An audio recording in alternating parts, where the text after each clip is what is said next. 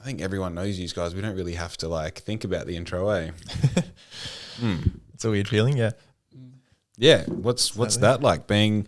Well, your both of your trajectory in the past 4 years, 5 years, you've gone from caravan to spot to local legends, local celebrities. What's that? It's weird. I think it's actually quite funny because looking at kind of like after now that we've sold, a lot of the conversation is like, oh, we know what you're like what's next? It's always what's next. Like people think that that's actually what, like where they're so used to seeing us having that evolution and constantly moving into something else. And, you know, we did 6 months in the van and then just over a year at Picton and then just over 2 years. So it's kind of like doubled each time. True. So it's kind of everyone's thoughts like, what's next? Like, surely there's something. Surely this is just a stepping stone to something else. Yeah, yeah. Do you think you're going to adjust to doing not something next? Well, how does that feel? It's taking a lot to get used to. It's nice though. I mean, we've still got a pretty busy end of year over the next next couple of months. So yeah, I think come January, it'll feel very real. Yeah. We'll actually take a chance to stop and slow down and enjoy Bunbury. Yeah, figure that out. Yeah. That's a skill. That's fully a skill. I call it the Sunday skill. Learning how to like do nothing and not open the laptop and not check your emails or look at your phone in a work thing. It's fully like a muscle that you have to exercise. So when you get to Sunday, you're like, oh yeah, I'm doing that thing where I don't do things, you know? I mean, it's weird. Like we've gone from being on our laptops 8 hours of the day to... I feel like you've gone from being on your laptop 8 hours. I haven't opened my laptop in 3 days now. It's crazy. Like, what do you check, buddy? What do you check property sales on then? Literally every day. Yeah. Still on his phone getting messages every 2 minutes. Unreal. How old are you both? I'm 31. 31. 25. Fucking so young. So young. Like, I mean... not what's the word, you know, when I was going to say behind your backs when we're talking about you, that's not it. Yeah. When you're brought up in conversation, when you guys aren't around, everyone assumes that you're both like mid to late 30s purely because of the like organic knowledge of business that you seem to have. What's that? Like, where's that come from, do you think? I think just deep commitment to what we do. Yeah. But you don't grow when you're comfortable. If we don't know something, we work our butts off to know exactly what we're doing, why we're doing it, and if there's a better way to do it. Just not being afraid to go for it, I think. Yeah. Very much. Yeah, if we set our minds to something, we will wholeheartedly go for that, and we will, like, nothing else can kind of get in our way, and we'll almost, it's that whole concept of like we see, it's like that manifestation style thing where we actually see the end result at the beginning, and all we're doing is just like chasing that, like a kind of, you know, a horse in a race or something like that. All they want to see is that, you know, getting to the end. What does that role of manifestation play for you both? Are you obviously believers in it? Yeah. Are you betting huge on that every time? Yeah, I think we very much always, even with the van, for example, or before that, we were always manifesting like wanting a coffee shop or wanting a coffee van, and that was something that we had always very openly talk about, or, you know, this would always be the dream for us to have a van and have a cafe, and you build that community. Yeah. And then you have situations where you're constantly talking about that, and then you're driving through the streets of Bunbury and you drive past the perfect van on the side of the road. Yeah. You know, sitting there waiting for someone to fit it out, you know, gutted, that kind of thing. And we're the kind of people to then just stop and ask the question. Rather than miss out on something you never know until you ask. So there's definitely a proponent of that is a correlation of both of you being like that. Yeah. Yeah. Because obviously if you've got one of you that is fully business minded and the other one's not, all right, I'm not going to dance around this. I think the powerhouse behind you two is the fact that you're both male, the fact that you're both business minded, and that you both have the same goalposts. So I spoke about this with Terry Pantlin, the accountant. I said more often than not, typically you see with business owners that are couples, you have one that is hugely powerhouse, drive, go. They would work 23 hours a day and sleep for one. And then the other one is the lifestyle. The other one is the calm, the reminder of why we're doing this, you know. And I think when I look at you two over the trajectory, just of the time that I've known you well, like as friends, it's like, because you motherfuckers, both of you never turn off. That's the secret weapon. Yeah. You know? I think so. I think you touched on a really good point there. It's not one of us isn't doing the main role. We're both doing major parts of owning business and building business, and we work together. Yep. We've always backed each other, no matter who's come up with the idea. Yep. It's never been like, oh, that's too hard. And none of us have ever questioned the decision. Yep. It's always been, we've always been so aligned in our vision, regardless of whether we talk about it or not.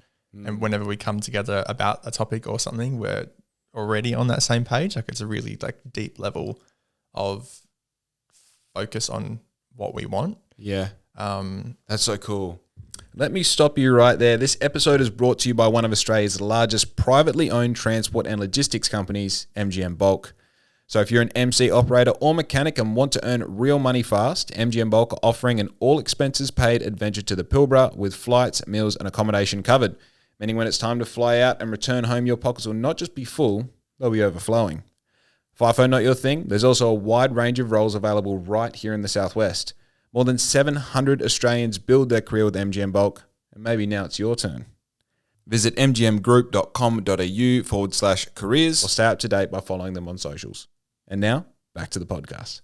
Yeah. That's very cool. Do you think, what's your process of like conflict resolution when you don't have aligning ideas? We definitely argue. I think that's probably something that we struggle with because we are both so deeply passionate about what we do and probably also both extremely critical of ourselves and that continuing that vision. I think. So we, I guess, argue very passionately probably about the same topic usually from a different our perspectives of it. Perspective. The intricacies of the same topic over and over. Yeah. I think we both obsess over things to that point where we're seeing we've created our visions for it individually, and sometimes it's just like getting that to sync sometimes. I think having that understanding of how each other thinks so helps with that, because as much as we may argue or debate how certain things can be done, we're still seeing that point of view, and then we're compiling both of our points of views and then adapting it to what the best move forward is. Yeah. So do you think at the start, like, the relatability for me is when I first started printing or having shirts printed for me as a brand, you know, very, very loose on the definition of having a brand. I had like a picture that I was putting on shirts that people wanted to buy the shirt. So, you know, early days of a brand, you sort of go, oh yeah, in a perfect world, I would own the print shop, you know, and I would be the face behind the brand and I would do all these fun little things to promote the brand, but it's also pie in the sky. And you go, the vision is there for sure, but you know, I have an active imagination. I can imagine a lot of things working. At the start, like, did you have what Little Spencer turned into as the original vision, or did that morph along the way? A portion of it, yes. I think for us, well, obviously it was my opinion, but the van was always like, café was the goal. Like being Victoria Street was the goal. That was what we saw for the business, and we knew that starting as a coffee van was the only way to make that happen. For us, Bunbury especially is such a community where grassroots, that kind of starting from in the community, and building your way up, and people seeing that goal, people really get behind you. So it was without a doubt the path forward for us, and we would then find any way to make us get from there to being in that main strip. Like that was just, nothing else was going to stand in our way. So grabbing opportunities when they come up. We definitely weren't ready to open a 120 seat cafe when we did, but we just adapted as it came. It sort of seems bonkers to say that now, but like you didn't seem soon enough when you think about it now. You know? Yeah, I wish we went straight there, to be fair. I don't. But Picton was amazing. Like we learnt a lot, and I think if we didn't, we would wouldn't have survived, I don't think, if we jumped straight to it. And, you know, we obviously had that period where we tried to do the 2 locations for a little while, and that was a huge learning curve. But that space, I think, it was weird. It was more than we ever anticipated for it to be. Like, we knew we wanted a cafe, but, you know, we decided we wanted to do pastries and do the rest and really go hard to bring something different to the community. That turned into having a second lease. I mean, 5 months after we opened the cafe as well. Bonkers, dude, bonkers. So let's go back. You spoke about the importance of grassroots startup, right? I think, let's use this example. So obviously I've gone from coffee van to what this is now, and it's sort of taken different directions, and, you know, Outfit's its own thing and Black Ink is its own thing. And like, I could not feel more supported from the Bunbury community. I think I've had maybe, you know, 5, let's be liberal, 10 negative comments ever on my social media, and never from someone that I know. And it's never been something that's directed at like me personally. And that is a gauge of like how people, like people talking shit about me. It's people talking shit about you guys behind your back. It's how it is, but it's the public stuff, right? I think that the starting from literally fuck all and building it slowly, incrementally into a powerhouse, you never live yourself long enough never live long enough to see yourself become the villain. When you start as semi-powerful, you know, you start big, and all of a sudden people are like, who's that? Such and such. I've never heard of such and such. Like, yeah, fucking good luck to them. Do you think that's true in a place like Bunbury with a population of 100,000? I would say yes, because otherwise we would have done that. We would have opened with a cafe straight away, I think. And, you know, even growing up in Bunbury, still, I think anyone coming in that way, like, you got to build the trust of our community, I think, in that sense of starting at 0 or starting level with everyone, and then showing your growth, and then people come along for that journey. I think maybe that's a good example of a lot of businesses who maybe be investing into town now and coming in from, you know, big Perth brands or whatever they want to call themselves, coming in and opening places, and the Bunbury community kind of being a little bit on edge before, you know, going and enjoying that restaurant or going and enjoying that business, versus ones where they've grown up in the community, or, you know, it's been around for 10 years plus, or people have seen the growth in where they started in the town and where they are now, or having that connection of, oh, you know, I remember when they were using us, for example. I remember when they were the van, and you know, oh, we love going there because we used to come to them when they're at the Big Swamp, versus, you know, someone moving down from Perth and opening something here and being like, there's no connection to community. And I wonder if they like the story. Yeah, I think they like the story, because, you know, like, I know there are people that like to brag to me, like, I remember when you made me coffee. Yeah. You know, when I was a coffee van, and like the majority of people who know me now, like, you had a coffee van? You know, like, it's fucking what? So I think it might be, because this is a completely unfleshed out thought. I don't know if the grassroots thing is like it, or whether it's like the people like the underdog story, the success story, you know, versus, let's say you decide to open, let's say right now you decide to open Little Spencer in a 200 seat spot in the middle of Perth. Well, the CBD doesn't care about your story. They care about how good the coffee is. They care about the experience and XYZ. You know what XYZ is. Then versus doing that here, if people didn't know what Little Spencer was, it'd be like a bit of a like, they're expensive, you know? Yeah, I don't know. Just a thought. But I digress. I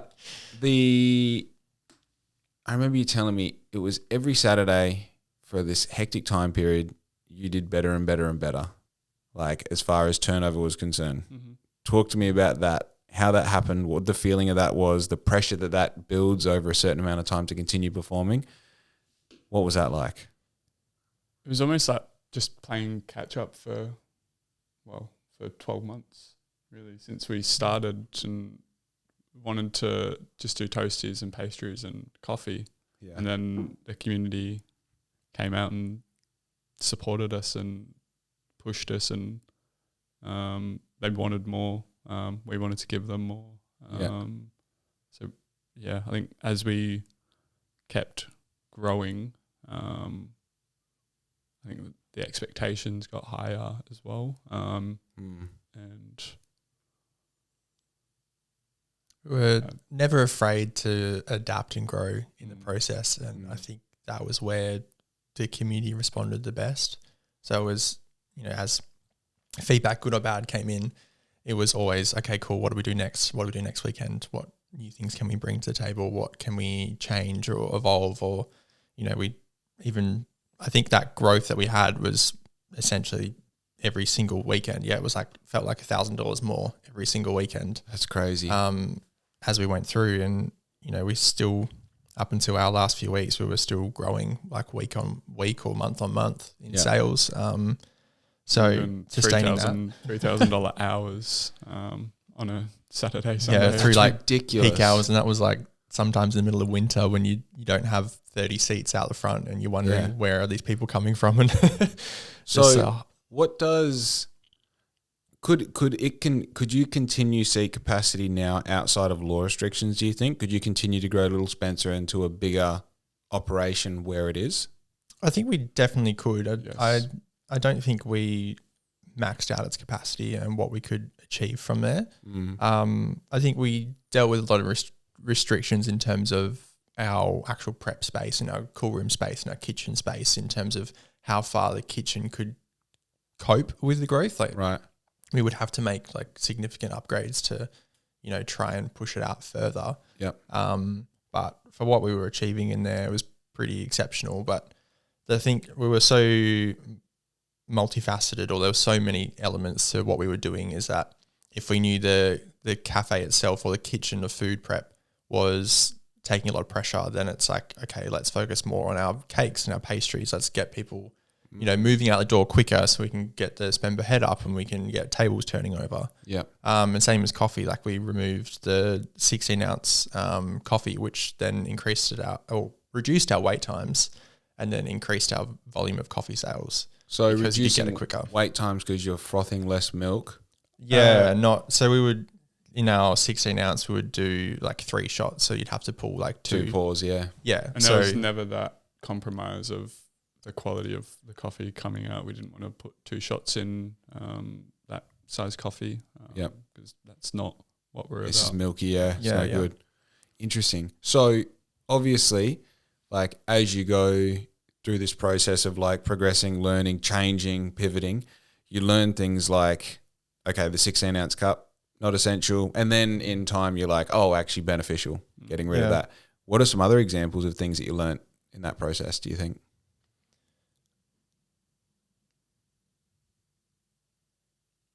Good question. I think not being afraid to also make the hard decisions, or to maybe do something people aren't ready for, or to, sorry, it's a hard question to answer, but probably a good example would be, I guess, not letting the community stretch you too thin as well. It's probably a big thing we learned. We were, for that period, we were trying to do wholesale. We were trying to, keep up with demand. True. Business was growing. And we saw that was stretching us and the team pretty far by trying to do too many things. Yeah. So not being afraid to, you can't give everyone everything, and you can't just keep going, oh, this is what the community wants. This is what, people want us for wholesale. So, okay, let's do it. Let's compromise on, stretching our team and what we can actually produce, just so that, there's something else out there of us. So that was the start of the year where we kind of reassessed and went, okay, this isn't actually working for us. We are compromising, having full cabinets in our cafe just to be sending out 10 pastries to someone, which, it was an amazing opportunity to do that and spread our brand out and get a bit further reach, because it comes back in customers coming to us for our experience. But then, there was moments where we were taking things out of our cabinet and reducing what we were doing, and we were producing to be able to sustain that. Yeah. So that was a big lesson for us in kind of actually rein in a little bit and go, okay, let's actually look back in to our business and let's focus and let's go, what can we produce more to increase sales or push further for us as a brand and for the customers, because there was that period where we were focusing too much on what we were putting out, and then the cafe was suffering a little bit in terms of just cabinet being full all the time versus, you're selling out really early, or you just don't have a big offering, or the offering felt stagnant. And that's where we just kept getting busier and busier and busier, where we forecasted or planned for it to kind of die off a little bit. It didn't. It just kept going and going and going, even over winter this year. Yeah. We were 15% busier than we thought we were going to be. So then you're trying to keep up with that, and then staff requirements, and our job by the end was just managing 30 staff members, which, I mean, we learned a lot about people and ourselves as well. What's obviously you would attribute a lot of that to being both having the same goalposts, both being very energetic and passionate about that. Is there anything else that you would say is a major, a lot of businesses typically in hospitality, you find they have a really good entry to market. Everyone's excited. Everyone wants to try them out, have their opinion. Then you'll build a little community off, a percentage of that. And then some of that community will die off. And after about 6 months, you have a good idea about what you've actually got, right, as far as a customer base. What you're explaining is that customer base kind of was awesome at the start and then kept growing throughout the whole time. What are some contributors, do you think, maybe that we haven't touched on that would be held responsible for that growth, do you think? I think we were just we found our niche. We were doing something that no one was doing in Bunbury. Yeah. No one was making their own pastries, having that full control over quality. Yeah. And pastries, and just commitment to freshness. Yeah, commitment to freshness, and just doing things differently. We weren't trying to copy what everyone else had on their menu, which you tend to see people compete for everyone's attention. Yeah.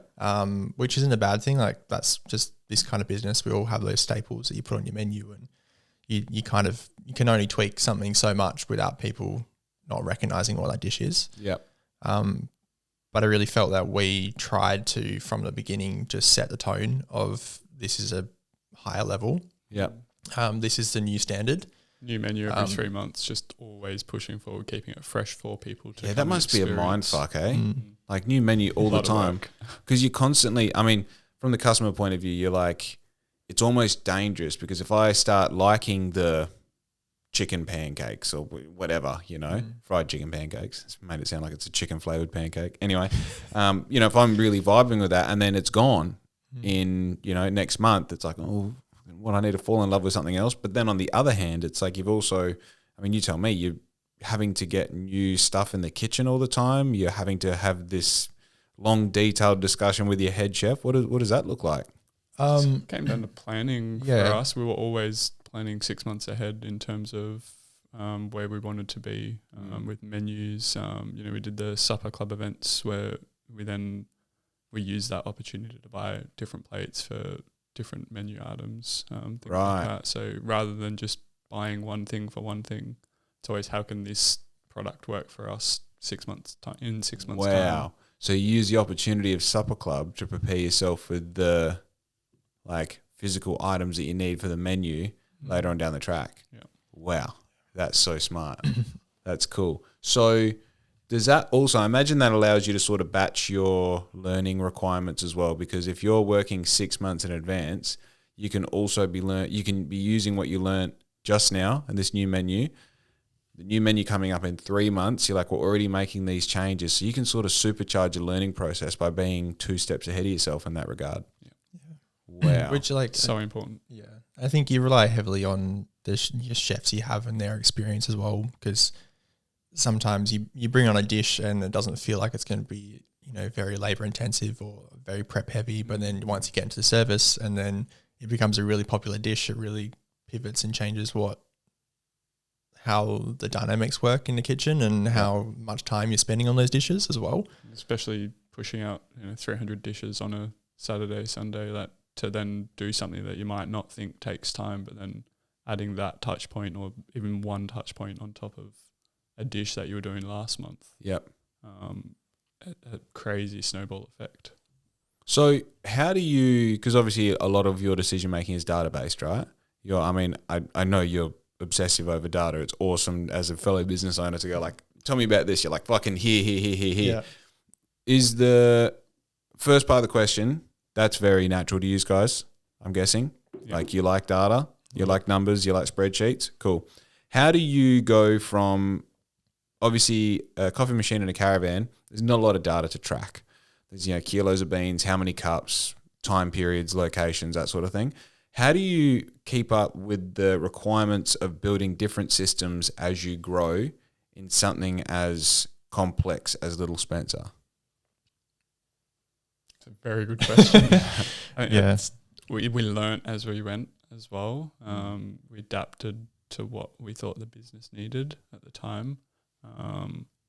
Whether it was, recently brought in incentives for our management teams to be really looking at those targets we set in terms of like KPIs, cost of goods, things like that, to really get them looking at, this decision I just made 5 minutes ago, that's actually going to affect the rest of the week, and where we can allow our time to then spend teaching them or developing a new system to implement.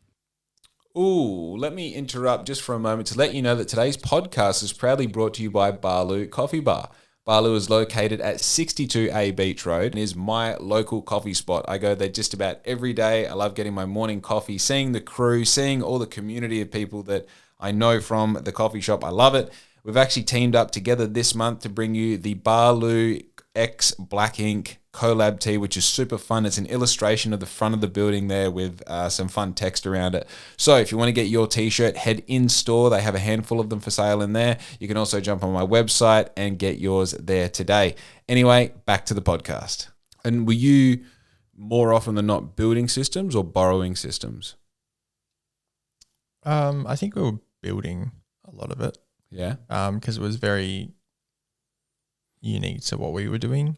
I think because it was the multiple locations we had and the communication pathways between the two spaces and the model that we wanted to do for our area. I think we couldn't really borrow too much. It had to kind of be very much tailored to us.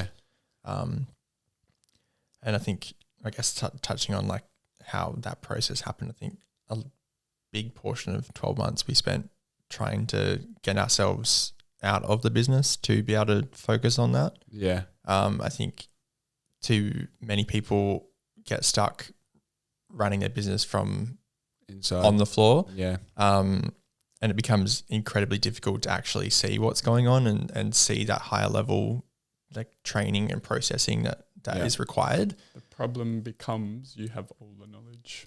Yeah. Right. I think that's at $100,000 it's a $100,000 trap, right? As a business owner, we've spoken about this before. You get to that point where you're taking home $100,000 a year and you're like, I made it. I made a thing for myself. I've got a business. If I want to go on holiday, I can go on holiday. I own my house. Maybe I've got an investment property. I can put my kids through school and do whatever I want. $100,000 cap, right? And then you go, well, why would I build a system? Why would I need to transfer any of this knowledge? Actually, I might want to protect this knowledge. I might want to be the smartest person in camp. So then all of a sudden you dilute yourself being a business owner into essentially a manager of your business and you're stricken, And I think also the level above that, because at that point you're a really good operator who owns a business, right? When you go a step above that, that's when you start going like, well, what are systems? And also if I make a system, is it teachable? And if it is teachable, is it digestible by everyone? And if it isn't digestible, do I have to make multiple systems? I need to break it down into all these things. It sounds like halfway through the whole process of Little Spencer, you were like, got to the point where you're probably like, we could keep doing this forever and it's very comfortable. But you sort of kept on going anyway. Is that what it felt like? 100%. Yeah, definitely. And it went hand in hand. We had like that light bulb moment of, we went to that seminar together 12 months ago. in Perth, the the summit. the Entrepreneurs Summit. Yeah. Yeah. And probably the only valuable thing I took away from that is, are you a 1, 2, or 3 in your business? And it was, I very much felt like that moment for us was when that light bulb moment kind of happened. And it was like, okay, how can we actually do this to, one, be comfortable and have the business, not be doing 100-hour weeks in the business? Because it literally felt like for us, we were there from 5 to 5 every single day, and we were closed Sundays for a period, and that was purely so we had a day that we weren't there and play catch up, or sleep in, do the thing. Yeah, or half the time we were at the shop either doing pastries or we were improving the cafe or whatever it was. But that moment of going, okay, right now we're a 1, which means, we're working our asses off in the business. That first 12 months we were chefs pretty much. Yep. And we were doing every service, or we were on the coffee machine or whatever. Making pastries. And then it was that transition to try and get ourselves to that number 2 where we weren't really in there as much. We were just kind of training, and we were focusing on everyone else's development and growth, because I think it's important. You can't gatekeep. Like, there's no benefit to you gatekeeping That's an ego. all the secrets. It's like to throw the ego out the door. Yep. You actually need to, if you want to better the community or better the next generation of people coming into hospitality, you need to actually teach them and give them the skills that you've learned, because all of us have been taught by someone along the way. Yep. Whether we like to admit it or not, someone has shaped the way that we've, approach hospitality or the way we approach any business. Yeah, of course. And then we kind of had to then focus on that and getting that up and running. And then it was probably the last 12 months was the real, okay, now let's go. How can we get them to the point where we're not doing anything? Like, we used to still do orders. You've sort of taken the biggest step, right? Because you've got out of that threshold that I was talking about, and you've stepped into the next thing. Now you've got systems. Now you're implementing them. You're probably in the groove of like, I am enjoying handing over these skills and this information, and you sort of want to go like, well, what happens when I press 10x on this? Yeah. How many days off a week can I have? And this still continues to make more money. And like, looking at that, we started working with an advisor back in, I think it was October 2024, just to really help us identify where we could grow the business. And our wages went from 45% or even further, even higher than that, down to 36, 37%, which is still pretty, that's classed as high for hospitality. Yeah. But our cost of goods were down at 22%, which is insane. So the mechanics of like percentage distribution of your revenue, obviously the bigger the operation, the more moving parts, like the more, the more items you have, the more staff members you have. More years. Yeah. Those percentages hold so much more importance. Yep. So were they sort of like, was that pie chart what you were focusing on to go, right, we need less here and more there, and that'll give us this result? Was that one of your primary indicators? We did. I think the hardest part as well was that when we made that decision to drop wholesale, we had to also make that conscious decision to absorb their costs in the cafe. So it was quite a hard decision, because it was like, we're going to sacrifice income there to hopefully gain it in the cafe. Oh, because now you're a cafe with 2 rents. So we were paying an extra 5 wages that weren't bringing, technically, wasn't bringing in money, because they weren't, we weren't invoicing that space for the cafe, because it's one business. Yeah. So it was being okay with having that going, and the cafe had to like support it. Yeah. So that's where like our cost of goods are really low, because we make absolutely everything. But then your wages are a bit higher to kind of compensate. So do you feel like, is that exciting when you've got an entire off-site kitchen that you can make whatever you want there? Yeah. Is that cool? You're like, we can just fucking add this if we want. Yeah. Take away, adjust quantities coming down. We would change our croissant recipe, or we'd add, more butter to something, or we would tweak the size, or if the chefs wanted a new special, they could have free will on adding something different or changing something. Only prerequisite for us was that they're costing what they're bringing to us, so they're really understanding the mechanics behind. Oh, here's a brownie for you to put in the shelf.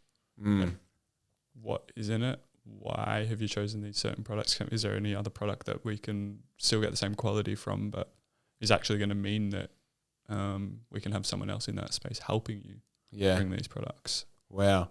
Because having something that looks and tastes amazing is really only 30% of the picture, isn't it? Interesting. So when you go from wholesale, because I remember this moment. I remember because it was an aha moment for me as well, hearing the decision making behind it's cool to have our shit everywhere, but it's heaps cooler for it to be more economical to do this right here, because that's essentially the skill of saying no. Yeah. Right. And that says that speaks to what you were saying about the community saying you should. I remember when I had the coffee van, everyone had a great idea about where I should go with it. I'm like, you should buy your own fucking coffee van. You should see what it's like hearing this all the time. You know? Yeah. So that like decision to go, we're going to stop doing this, and we now have to make up for this decision. Is that an exciting thing, or is that a scary thing? Exciting, because we were uncomfortable and that's what we live by. Yeah. For us, it was exciting because we knew that we could hone in on what we were doing at the cafe. And it's kind of like you shut out the noise, you stop listening to because you have people who, it's not their fault or anything, but they either don't understand your product enough, so they become really critical of what they're receiving, and don't understand the ins and outs of why it's like that this week or why it's coming at this time and things like that, which is not their fault. They've got a business to run to, and they want things when they want it, and that's cool.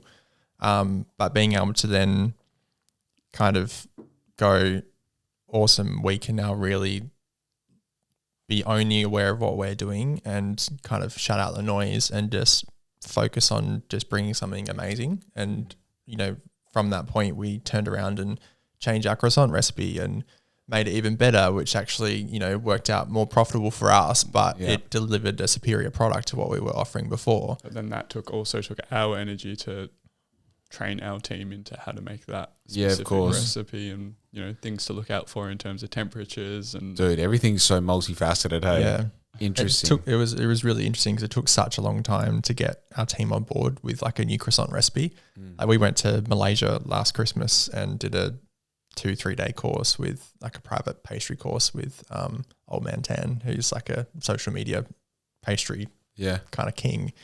And to have the opportunity to do that and then come in to our team and try and implement it and do kind of new procedures and things that they were just like not prepared for or didn't quite have that same understanding of. Yeah. And also not having that like experience themselves and not having that sort of gusto to be like, let's do this. Yeah, and that was us. We were coming in like, this is easy, let's do this. Like, this is going to be amazing. And then kind of that resistance that you get, and we see our vision, we see where it's heading, and it's like, this is going to be better, just trust us and just do it, like it'll get easier. The cost point of view is 60% less for us to make that new product. How? Because of just the products going into the dough. That's bizarre. That's almost like you're like not running the oven as hot or something, like it seems like 60% is way too much to be able to reduce out of a product. But I guess maybe that doesn't speak to how efficient you got it to. It speaks about how inefficient it was before you started. Yeah, definitely. Right. Or a lot of it, I guess, what everyone carries on about, like cost of goods and things at the moment, or increasing in prices. It was, our old recipe had lots of eggs and like milk and butter and stuff like that. And then our ratios were all out, so we're kind of using too much for the amount of dough or not enough. Okay. And then what we kind of honed in on was something that didn't require eggs or as many in there. So it was like less of a brioche style dough. Yep. More convenient things that enhance flavor, like it was milk powder versus like fresh milk, which actually give you more intensity of flavor. Really? And then like adding, it's slightly less butter in the dough, but it's a better ratio. But then there's butter added to the actual dough itself rather than just in lamination. So it developed a better flavor, and it was flakier and lighter and better layers. And obviously cost less, so it made it more efficient for us. Also, when sheeting the dough, we were doing 3 single folds, so each fold had, half an hour rest in between each one, whereas now we were doing a double fold, then a single fold, so we cut at least an hour from that time to make the dough as well. Right. And what sort of black magic do you use with the almond croissants? They're too good. We roll it in the dough. So most 99% of places will do almond croissants on a day old plain croissant. So they'll cut it in half. That's like twice baked. Yeah. Dip it in like an almond essence, and then put their pastes inside. Whereas we'll make the plain croissant, have a house-made almond cream, almond paste in the croissant, roll it in there, and then so we freezed down raw product. Yep. Which then we proved in a retarder prover overnight to really control the temperature and really control how that product was proving. Wow. So yeah, but it was a fresh almond croissant essentially versus a twice baked. They're ridiculous. Yeah. They're like the most. There's a few things in life, like a perfectly ripe date is a good example, where you have it and you're like, what the fuck are we doing? This shouldn't be real. You know what I mean? This proves we're in a simulation because it's too good. It's 10 out of 10. Without fail, the pistachio and almond croissants are just, they're ridiculous. I think we also don't use any essence. Like most people use like almond liqueurs, or they'll use like essences, where we're using like vanilla bean and like really good quality vanilla bean paste, or we were just blending up fresh almonds. So we've got like the skin on there for a bit of extra like texture and color, and then almond meal as well. So it was all multifaceted rather than just using one type of almond. It was 3 different types of almond. Oh, so it's like a layered taste rather than and then like taste. really good cultured butter as well. Makes a massive difference. All right, pop quiz. Where do you guys do your shopping? As in grocery shopping. Groceries. This week, Coles. The last 2 weeks, Coles. The week before that, Woolworths. I only asked because obviously, like the chef eats 2-minute noodles when they go home. Yeah. Because they can't be bothered because they've been making. I only imagine that your standard of what you eat and the coffee you drink, you're just like, oh no, it has to be this good. Yeah. Like I've come too far down this road for it to be this good. It has to be this good. We bought a coffee machine for home, and if it doesn't run at 28 seconds, he won't drink it. Throw it out. We go through like 250 grams of coffee just to get like 2 cups. Doing the aristocrat, putting the coffee out. Pretty much. And I don't know. Yeah, I guess that's how we built something so successful as well. Though, is that just dedication to what we believed in. 100%. It's almost a disease, is doing things super well. I remember something that I sort of lean on in my mind. I don't know how in depth you have conversations with yourself, but being an only child and, building a business by myself, it's pretty much all I do is have these in-depth conversations. My earliest memory of having this, like, I have to do this to the best of my ability, whether anyone is watching me or whether it's just me watching me, I have to do this to the best of my ability, is Dad asked me to pick all the sticks up in the yard, right? All the sticks that have fallen off the tree. We had this massive tree in the middle of the yard and trees on the outside of it. Acre block, you can imagine there's fucking heaps of sticks, right? And there's no definition as to what a stick is, right? Because a stick is a branch, or is a stick like a twig that's this big that broke off a branch, right? That's how my brain works. So where do we stop? Yeah. You know what the answer is? You don't. Yeah. You keep on picking sticks up, because even when you've picked up all the sticks on that side of the yard, some have just fallen over there, And then as soon as you think you're done, you have to redefine what a stick is, right? And I think that is, in essence, exactly what it takes to build a business, because it's a tenacity. It's also a neuroplasticity that can't be argued with. It's like, it doesn't fucking matter if we make the best coffee. We can always make it better, right? It sounds like that is organically what you both have as well. Yeah, definitely. Like we all see the 1%ers that others don't, or our team might not have, or overlooked and things like that, which we gained a lot of that perspective, I think, just stepping back in our business to be able to like actually look and see and assess. But we've always been very, whether it's a good or bad thing, very critical of ourselves and what we're doing and that chasing perfection. Do you think you're emotionally connected to that feeling, that drive as well?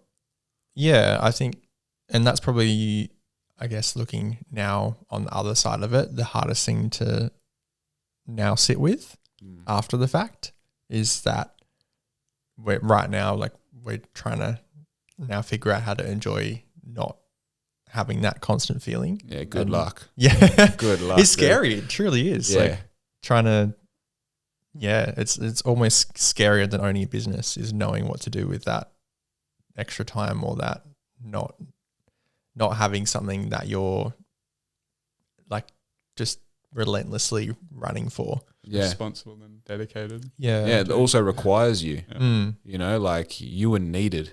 You were needed. And as much as you didn't want someone to call with a problem, you secretly did. You did. It was like every morning, it was like, regardless, we're going in at 6 o'clock for a coffee. And it's like, do we need to be in there today? And he's like, well, yeah, I need to be in here right now because I want a coffee. I just want to start the day for a coffee. Once the settlement happened with the sale, I think it was 4 or 5 mornings in a row.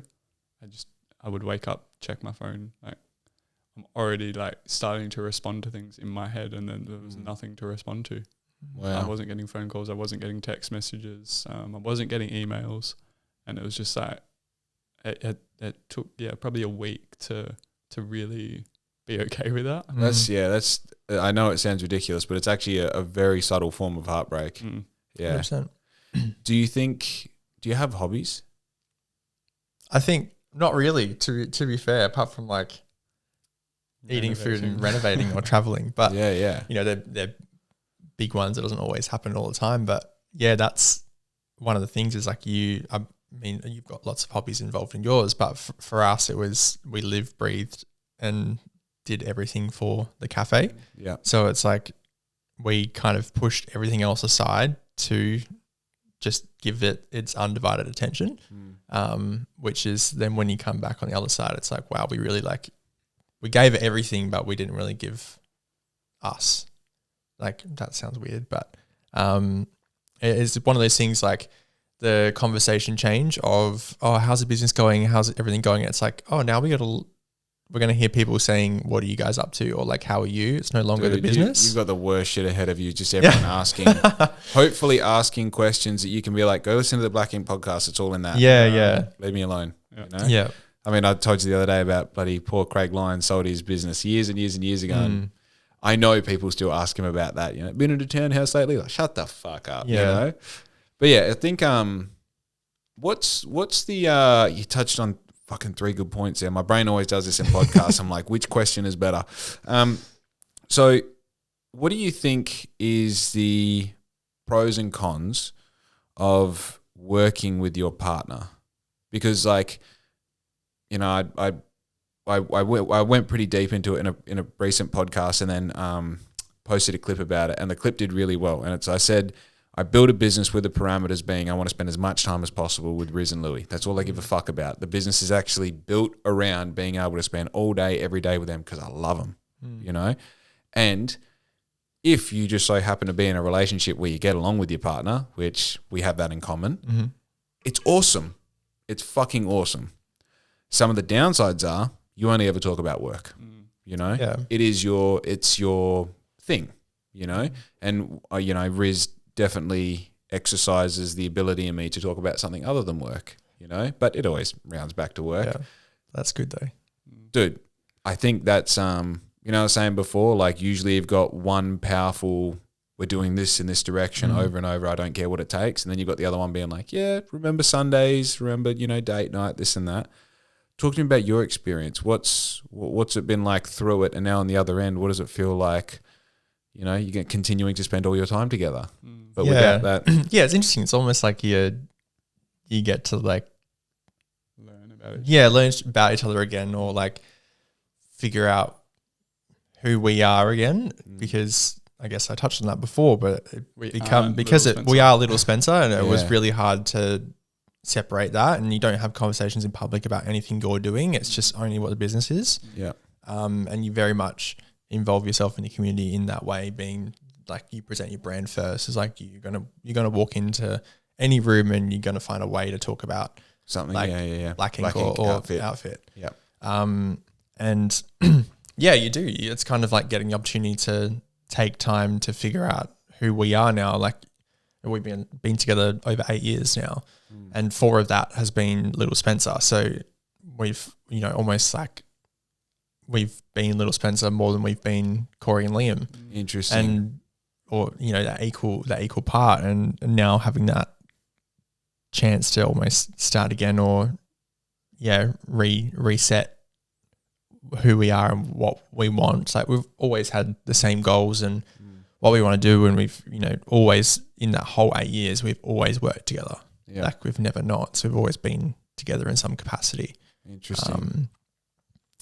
So yeah, it's just kind of now getting to have actual time for us and not be occupied, like you said, talking about the business, or every 2 minutes looking at what the sales are doing, or what the next email, or what needs to be done on Xero, whatever. I think when I close my eyes and I think about the structure of what we're talking about is, if we ask the question, what is a relationship, right? Because a relationship, in average terms, someone meets someone and they like hanging out together and they spend heaps of time together, and they're like, you know what? I want to keep doing this for a while. And then after a while, they go, you know, I want to keep doing this forever. I like hanging out with you. And in normal circumstances, they go to work and they see each other for about 3 hours a day, beginning and end. Then on the weekends, I might get a day and a half together. Beautiful, right? And then over the next 40 years, or however long they last or live, they get this set of things that might happen that sort of put them through situations where they have to grow and learn and experience, right? Now, in a typical environment, that's usually, those situations are like, we'll buy a house, or we'll upgrade our car because such and such got a new car, or maybe one of the people in the partnership fucks around with someone at work and they have to go through a whole relationship, like, oh, where are we and what is this and is this, right? But then you've got situations like what we're in, where you spend undoubtedly way too much time together, right? And you go through these same set of situations, right? Typically these situations are tests, they're experiences, they're problem solving, their things are really fucking good, their things are really fucking bad. And it's all about how each person responds to the situation, and then how your partner responds to you, and vice versa in those situations.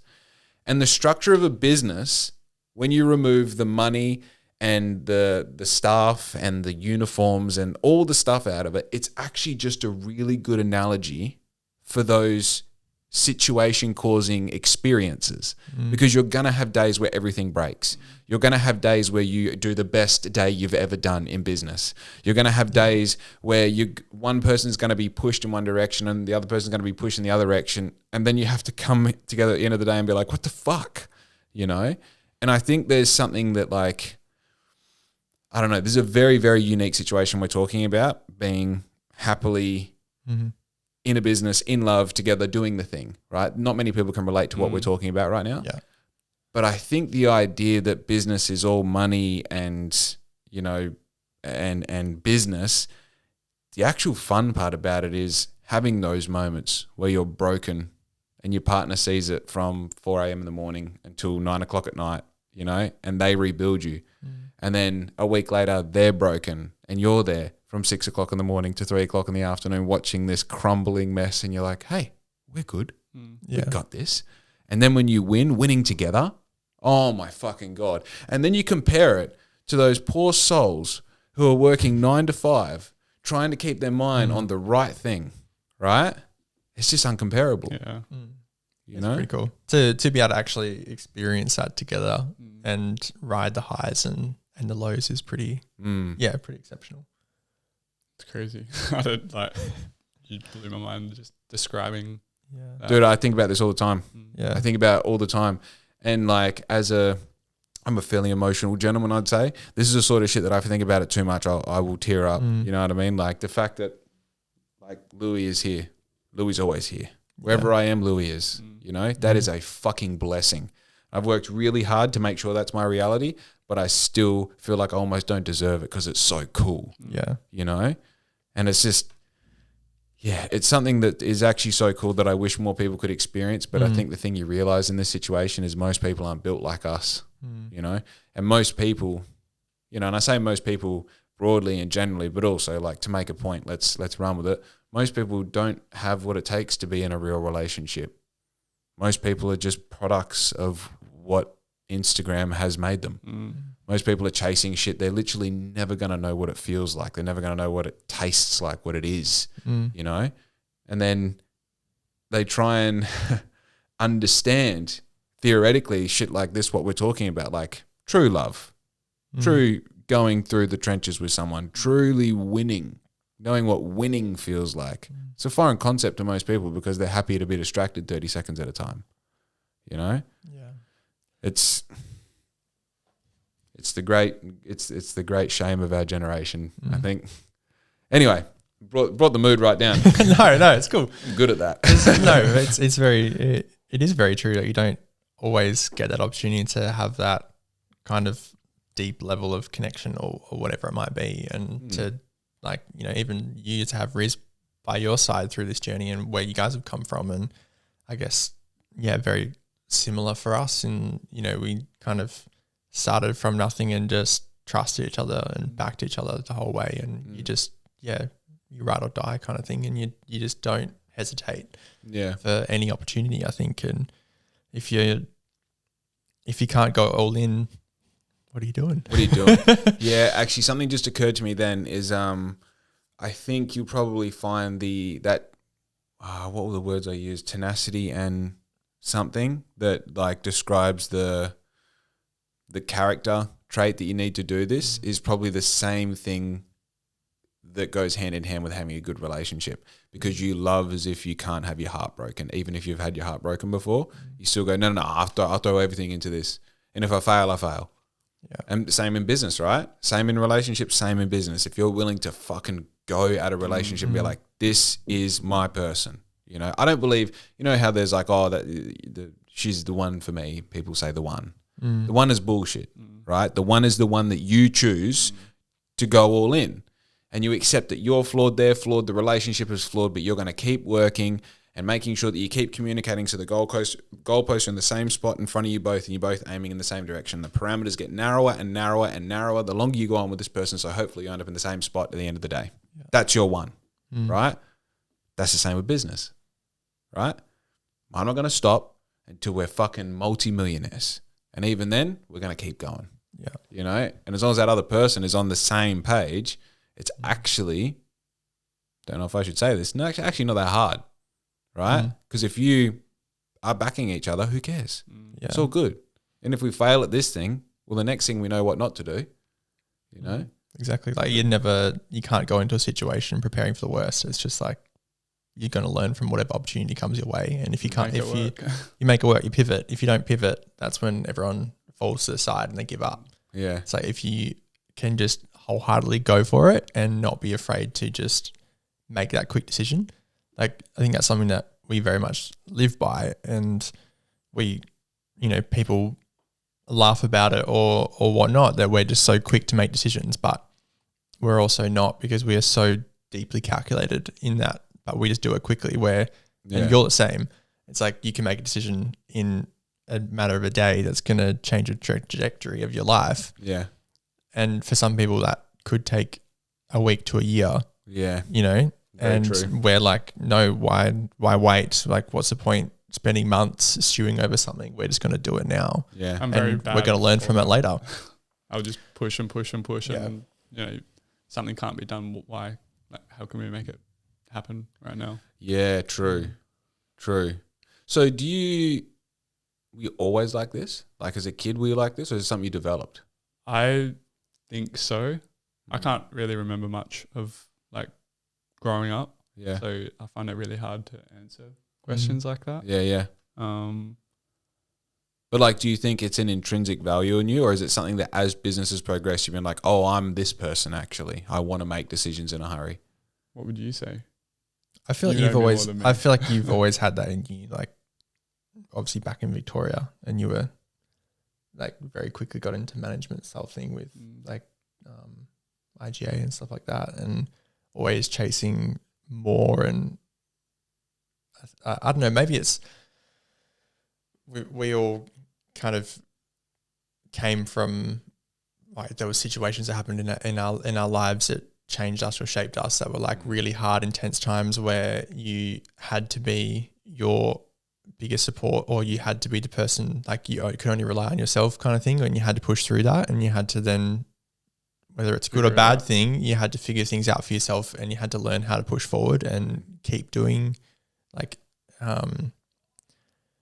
you kind of never wanted to look back, and you always want to just push for more and better yourself or prove yourself, whether that was your intention originally or not. And yeah, you definitely have that kind of persona or that mindset of like always bettering yourself, always like proving it to yourself kind of thing. Like, I can do more, I can do better. I'm not just like not limiting yourself. Yeah. I don't know if you agree to that. Yeah, no. I was just like thinking about cooking dinner last night. It was like, I just get really focused on things and try and make them the best that they can. Oh be, my God. Yeah. So it's the micro and macro. Yeah. It's all the same.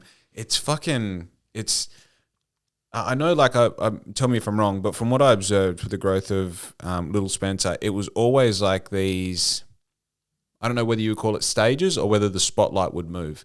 So like from when you first moved in, it was like if you came in just once a month, every month, you could walk in and be like, oh, they painted the wall. Oh, they've moved the tables around. Oh, they've done this. It was not like you had to, it was like everything, like the foundation was good. And then we're going to hone in on one thing and make it great. And you'd be like, the wall's great, but what's it go with the front doors? They're all over the joint. Like, what's it go with that? And literally, like, one day you come there, it's like the doors are fixed out the front. You're like, oh, okay, cool. Is that what it felt like in the process? Yeah, but that was also so intentional. Like, that 1%. We genuinely went into that space going, we want it to feel like people are seeing our evolution. Like, shit. Yeah, there was 100% our vision of, we are going to intentionally not complete things to a standard so that people can see the evolution and the growth of the business and get behind that. Oh my like, God. You build it with the community. You build the community, you build crazy. the trust, you build, like, people get behind you like they're your cheerleaders, and you just build that. What do you want to see? Ownership. It's an ownership. Is that a rhetorical question? It's interesting. I've always thought that I'm always trying to make it look better than what it is. You know, like, I've always gone like, oh, I don't want to. I remember when I was in the old house, you would go, I'm not going to post pictures of my desk because I'm fucking embarrassed. And now I look back at it, I'm like, you should have posted pictures from the desk because now you've got a cool desk. Yeah. Now you've got 2 screens. Now you've got these podcast mics. I was so embarrassed about what the podcast was. And it's like, yeah, but when you're at episode 200 and it's fucking awesome. And you're looking back on that. Yeah. And it's crazy because, unfortunately, a lot of the story I told through, you know, like, if you scroll far enough, you do see that you can't escape some of the ugliness of starting out in business, right? But you also, like, there's so much of the story that's only happening in my mind. And it's like, fuck, I wish I had had that, what do you call it when you've got knowledge from the future? Hindsight. Like what you seem to have gone into it saying, oh, no, we're going to make it look average at the start so that when it looks brilliant, it's like this curated artwork. Wow. I've never even considered that's something someone would do in business. Because I don't know, I feel like if we opened it how it looks right now, 2 years down the track, people would have been bored. They wouldn't have felt been bored. They wouldn't have felt like there was, you know, energy in that space, and there was like movement, and there was kind of growth happening. Yeah. Even like what we started with, not even 30 seats or something like that. Yeah. We had like 6 tables inside, and they were 4 tables. too big, so they were like the 80 centimeter tops. Yeah. And they just was kind of like 6 plonked in the middle. We had like a drinks fridge out in the kind of customer area. Yeah. And we had like the cabinets are all green. There was the concrete wall and like no mural on it. It looks so unfinished. Yeah. It did. But there was a reason. And not many tables in that wooden like decking al fresco area and things like that. And then, you get people like, oh, why isn't there more tables in here? Or, oh, you shouldn't put that there. You should add more and this and that. And obviously you do a lot of things because cash flow. But then also people then see, okay, we're also controlling our growth and we're controlling how the people see us and how we experience the space and how our team, I don't think if we had the 120 odd seats on day one, our team would not have handled that. Yeah. So we grew the space and added stuff as the team built and their like resilience grew. And like adapted to that. And then that was also as a community kind of wanted that demand and they were seeing the change and they were coming in for it and they were experiencing it and, telling their friends, oh, this is there now. Oh, they've got more seats or, oh, they've got outdoor tables now. And getting investment from people to know that something else is going to be different the next time. And like they were come. kind of free advertising too because everyone was telling their friends that, oh, this is new, go check it out. Or, oh, there's more space now. Like it's easy to get seats or things like that. Even like us planning to upgrade our coffee machine and stuff like that to like elevate our systems and like just the standard that we presented ourselves at was all very part of the grand plan. Outside of like a P&L sheet, have you got this documented from day one? Is there anything where you've gone, like, do you have diaries where you're like, we're going to do this on this date and this on this date and then seeing it come to fruition? Or? Not really. We're more internal or like everything's just mentally up mapped. Here. Yeah. It's up here.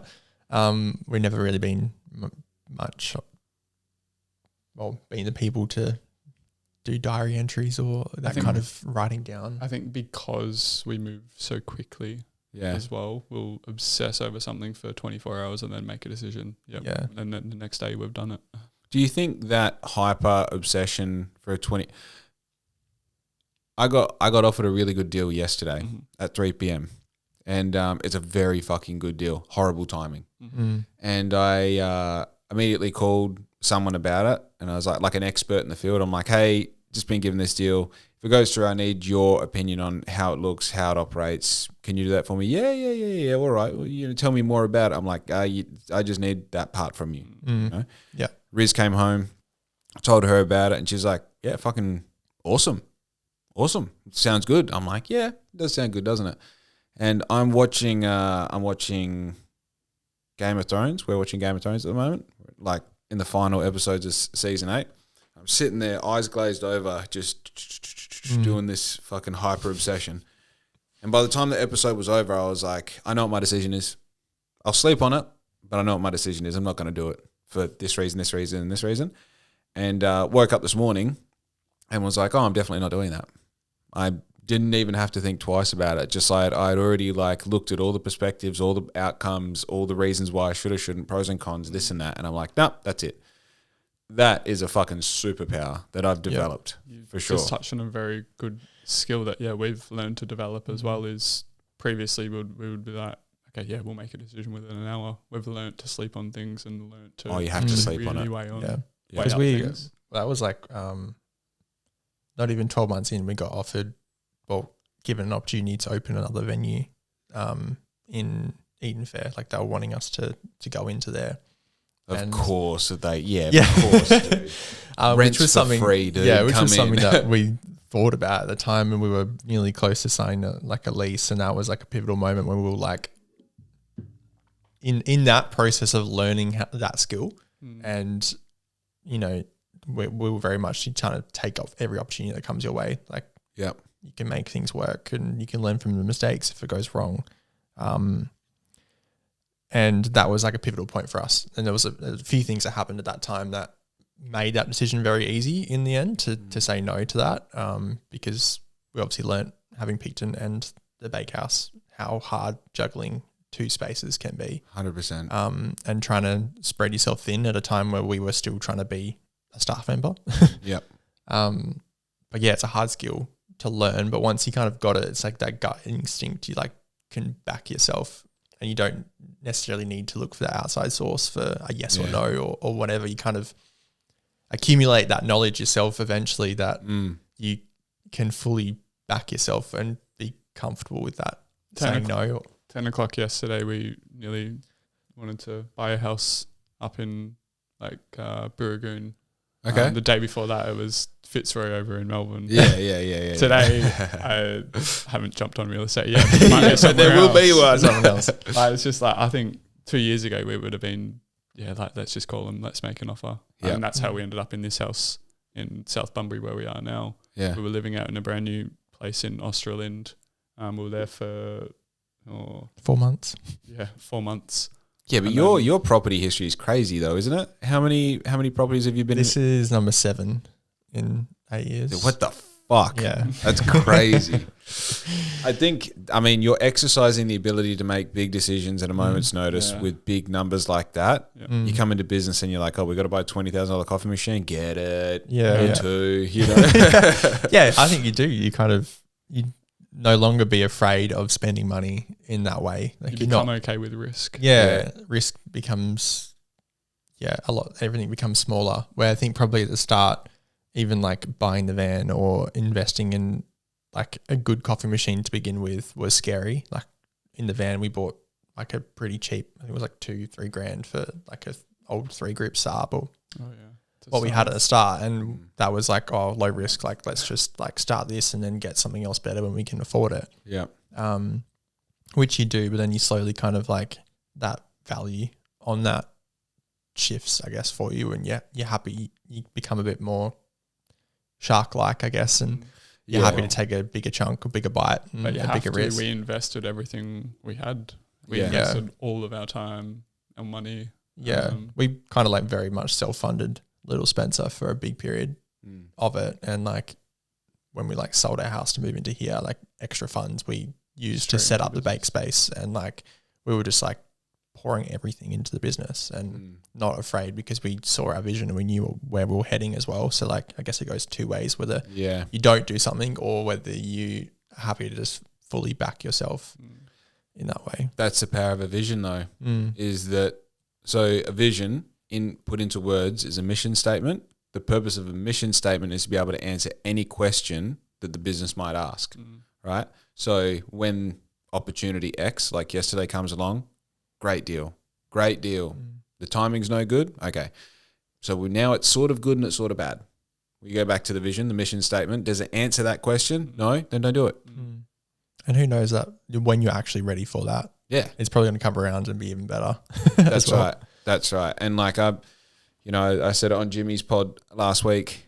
I believe in ultimate timing. Yeah. I believe that when you get stopped at the red light, it's because there was a crazy person up there that was going to jump out in front of your car. 100%. You know? And also going back, just a conversation, you said being able to make decisions without the outside source. Obviously, I made a reference to an expert in the field, which helps educate you further on the decision. Yeah. I think a good outside source for me, I always used to go, all right, I'm going to make my decision. I'm going to sleep on it, and then I'm going to flip a coin. Yeah. Because it's not about what the coin tells you to do. It's about how you respond to the answer. Because if you say, right, heads, I buy, tails, I don't. And then you flip the coin and it lands on heads, you're like, you know what the answer is. Well, you know by the time that coin's in the air what you're hoping the answer is going to be. That's right. That's right. Or sometimes it's not about what you hope. Yeah. It's about the answer that it should be. And you go, do what you should do, not what you want to do. Because trust me, I want to fucking do this deal that I got offered yesterday. It's sick. But it doesn't speak to it's not what I should do. You know? That gut instinct though, fuck, that's it in a bit. If you can figure that out, shit's easy after that. I mean, sometimes you make your decision with your eyes closed because you're like, oh, I know if this feels right or wrong. Yeah. You know, it's such an interesting thing to try and explain to someone. The example of the couple I was speaking about before that, you know, go to work and do that could not be any further away from your gut. Yeah. You know, it's crazy. I don't think I could ever do that, to be fair. No. And you know, when you got here, you asked how I've been going, and I said I've been going through this thing that people call burnout, right? And trying to explain that to, like, you know, I had a call with a friend yesterday, and you know, I was sort of getting emotional about it. I'm like, you know, it's sort of like I got this going on with Riz, and I got this going on with work, and one of my friends has sort of put me through the ringer with some stuff, and I've also trying to fix the pavers out the back, and I'm still trying to be a good son to my parents, and I'm got this going on, got that going on. They're like, yeah, it sounds like you're under a lot of pressure. It's like, fucking yeah, dude. All the pressure, all the time, never ends. I dream about it. That's where I'm at the moment. The relatability of something like that to a civilian, you're trying to explain color to a blind person, like really.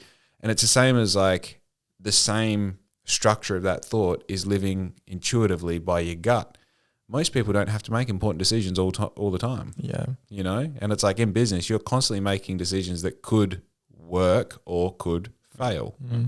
There's probably that like added pressure on top of that as well, was probably even more so being in Bunbury, but then you also have that persona that you got to hold up, like that image of your brand or your business to the community, on top of everything also struggling with personal like mental health or whatever you're going through, and the pressures of making sure that you can put food on the table with how what you bring in from the business, and is there work constantly coming through, and or how can we retain customer base for us, or for us making sure we have 30 staff members had like you're responsible for the roof over their head because you're paying their wage and making sure there's money coming in to pay for that. Like considering you're not from a background of worrying about stuff, well, managing IGA that I just overheard, that sort of speaks to that a little bit. But even then, if you fuck up, it's not you fucking up, it's the business fucking up, the company. I don't know how you guys did that. That's nuts. And also, from what I've heard, you're also like their life coach and their bloody everything. Yeah, you become that. That's part of the role, I think. And I guess that's almost our choice, because we wanted to have a positive community. Like we wanted to have a positive workplace, and we wanted people to be passionate about where they worked, and wanted them to retain them as long as possible. Yeah. Like I think in this industry, 6 months out of someone is you're doing well. That's nuts. Which, then it obviously speaks to what we were doing. We had a couple of people who had been with us for three years, or 2 years, or 12 months, whatever it might be. But it's like kind of part of that whole thing, the whole journey of what you've done. You do you got to kind of become everyone's safe space and whatnot, which is all right. I've got something for you, and I feel like neither of you are very egotistical men, so it's probably going to be hard for you to answer. But we sort of touched on it right at the start, how we opened the pod. You're like this figurehead of like business success, right? And obviously we're involved in multiple business things that are after hours, that are business owners, getting together and catching up. And more often than not, I've seen you both be the smartest person in the room. What's the journey? I know I don't think I suffer from imposter syndrome. I'm also on a journey where people are treating me differently the longer that I do this. Do you feel that progression?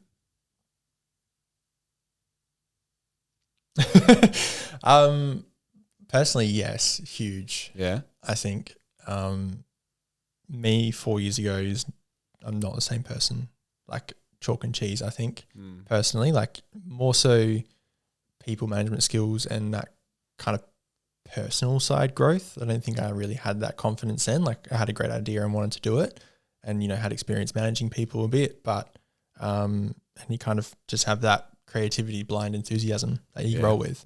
But I think that biggest evolution, mostly for both of us, I would say, is that confidence in ourselves. And I think that came with the success, which kind of made us trust ourselves more. It was that imposter syndrome early on of like, can we actually do this? Like we knew we could, like you had the vision, you were going to do it because we're creatives and that's just what we do. Like we see that, but it's like whatever we have to do in here doesn't matter. We're going to be there. Yeah. But like, I think maybe seeing the progression of conducting team meetings and how they evolved, and being confident to stand up there and command the room or talk to people, and then be able to be like guest speakers in events or something, or hold your ground and feel like you're not cheating your way there or you don't deserve to be there. I think a big moment, like we had the opportunity to sit on the Reserve Bank Small Business Advisory Panel this year. Huge. Which was like, we're kind of looking at ourselves like, is this a joke? You chose us out of everyone. Yeah. How did they find you, by the way? Just an email. Yeah, I don't know. Maybe it was the Telstra Business Awards that we were in, or something that gave us some, visibility. I literally remember having a conversation with Liam as, do we think this is a scam email? Yeah, it felt weird like that. It's an interesting scam, but I see how you would, you'd be like, is this for real? And then like having the opportunity to go over there and kind of talk about our community and what we're building or what we're experiencing and things like that. And moments like that make you kind of realize how much you backed yourself and how much growth you had. And like, you almost like a out of body experience, looking at yourself on your situation going like, holy shit, we've built this, or like stand strong. Like you've done this, like look back at what you've done and have confidence of what you built. And I think then, this last 12 months, probably both of us, we have even more confidence in what we say and we do. And it's like it's almost like a degree. We've mastered something in 4 years. Yeah, you've done your apprenticeship. Yeah, exactly. It's like now you've actually got the skills and confidence, and you can confidently go in and teach someone else how to do what took us 4 years to learn. You can teach someone in like 2 weeks. I think that's even more evident with the current handover period we are doing with the new owners, is just the amount of knowledge you have that you don't even think is important, that you're now handing over to someone else. Yep. And you get to like kind of sit back and be like, wow, when we set up this app, this took us months of now we just help you do that in a day. I must admit, like I built, I know you guys know, for the sake of the listener, I built like that program to manage all my orders. I've been building websites for 5 years now, but I got Ash from Climb Collaborative to build my website. But I now, like, I change it every day. You're constantly like, oh, I'd be kind of cool with this. That's too much. Get rid of this. Obviously, social media, creating content, editing stuff, especially videos, knowing how to do captions and be real and all the rest. You sort of like that program that I made to manage my orders was literally I thought it was going to take a week. It took like 2.5 months of like minimum 4 to 8 hours a day. You're working on this and now, like the other day, I built an automation from my black ink orders on Shopify, and it now just, as I get an order, it automatically populates into my thing. And that took 3 hours to make, and it's like observing yourself like, oh, I guess I'd have to create a Zapier there. That would go there. Yeah. Okay, cool. You like write it down, you start building it, you problem solve immediately because you've seen this problem before in a different context. You understand the structure and that. It's crazy when you start looking at yourself as like, oh, I'm not the problem solver anymore. I'm the executor in this field, But I don't know about you. That feeling lasts about 45 seconds. I'm like, on to the next thing. You're still not shit. Let's keep going. Yeah. And that, again, that's like tenacity quality we were talking about before, right? So how do you manage that now? I constantly struggle with this feeling that we're talking about, by the way, being the man. I struggle with it big time. Like you need the king who gets the dude to follow him around. This will not last. This will not last. I feel like I need that. How do you go with these feelings? Don't answer that. I'm not sure. Not sure I know the question. Like, can you ask it in a different way? I think I'll explain my experience with it. So I have a thing that I've done 180 something podcasts, and I have these conversations, and people see me say things that probably sound a little bit smarter than what they are, and they assume because I talk to all these smart people that I'm this person. And they see me in real life, and they've listened to one of my podcasts, and they think they're my best friend, and I've never met them. I don't recognize them at all. But also, they're treating me like someone. It's really hard to be Jake in that moment and not the someone that they want me to be. And when I relate that to, say, maybe the success that people assume that I'm having in business because I'm year 5 and it's still going, compared to the reality of like every week I struggle to make wages, every week. And I only pay 2 wages, The juxtaposition of being this character that people assume and being the Jake who cries over spreadsheets is such a hard balance. And I think the question that I'm asking is, you don't have the crying over spreadsheets like I do anymore, I'm guessing, because the business did really well and now you've sold, so you're in a different position. We had that though. We really did. Like before we took on our advisor was like our wages are way too high. Burnout. Like we hit rock bottom. We were like not in a good spot financially, health wise, like mentally, which is pretty much this time last year where we went, what are we doing? Why are we doing this? Why are we burning ourselves out that hard? Yeah. To like, it was like, what is this for? Like we're not, at that time we were still working pretty hard in the business and stuff. And it was like, we're not, we get 2 days, 1 day off. If we want to go somewhere more than 10 days, we're closing the cafe over Christmas. Like it was never, we could go away and switch off or do anything like that. And, it's a incredibly like hard thing to like that split personality almost is what you kind of like saying. It's like what that reality and then persona that you put on, like the smile you put on when you rock up every day, and like you know what that feels like in terms of what like is going on in the background and like how much struggle you go through, but you still got to be the one that shows up and put a smile on the face. Or if staff are having a bad day, you can't be the one to be having a bad day as well. Be having a worse day. Yeah. We're like, you don't want to feel like your problems are worse than anyone else's or what you're going through. But when you deal with that pressure of, can you make payroll or whatnot? But then someone's holding you on this pedestal like, oh, but there's 3,000 customers coming through or whatever. You just flat out all the time. Like you must just be raking it in, or, you're so busy. Like you must be doing well, all that. I don't think the character that people see is fake. I think it's an optimistic, amplified version of the best case scenario. Yeah, definitely. And I always bet on the future. This is a counselling session. You guys are my counsellors now.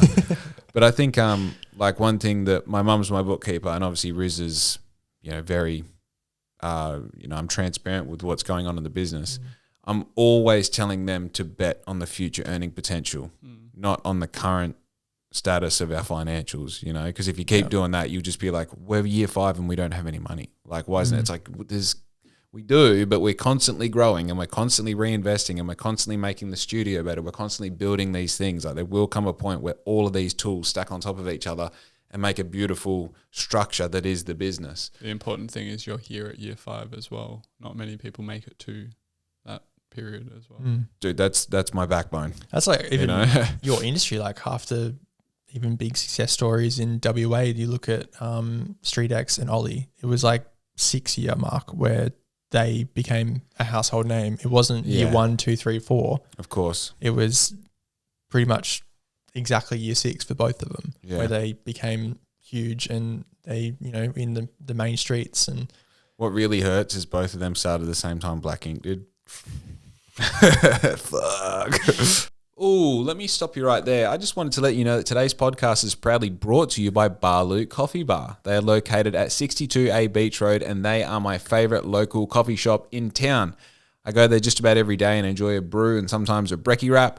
I also really enjoy the pumpkin, toasted halloumi and roast pumpkin. Was it a sandwich or a wrap? No, it was a sandwich. I did a food review on it the other day on my Instagram. Check that out if you haven't already. I love all the food options. The crew are always super friendly. And, of course, the cafe is just always a super fun hang. Love going there on the weekends or on the weekdays. Also, we've collaborated this month for a collaborative tea. I've actually made a pretty cool illustration. It's like the front of their shop with some cool writing around it. Barloot, Black Ink, and My Local. You can get that tea in store right now, or you can jump on my website, www.blackink.com.au, to secure yours today. Anyway, thanks for your support, guys, and back to the podcast. But yeah, you're right. And also, I mean, the big thing is like, you survive year 1, like fucking wow. You survive year 2, like, whoa. It's like, we're in year 5. We're in year 5. And as much as we struggle, there's never a week that goes by where people don't get paid. We're all good. We don't owe anyone anything. Like we're good. I can see that passion and commitment though. Like we looked at your studio set up just before we started today, and just even looking at it compared to when we saw it 3 months ago. Like, yeah, it's cool. It's getting cool. It's crazy. And you'll get this. I saw that when we moved into this house. I saw that, and I was like, oh, this is.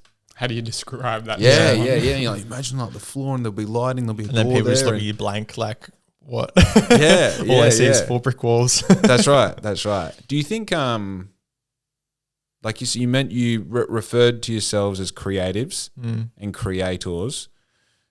Would you go as far as saying that you're artists? Oh, to a degree, yeah. I think. I don't know what I am. Because like, well, at the end of the day, what are we doing? We're curating something, which is art.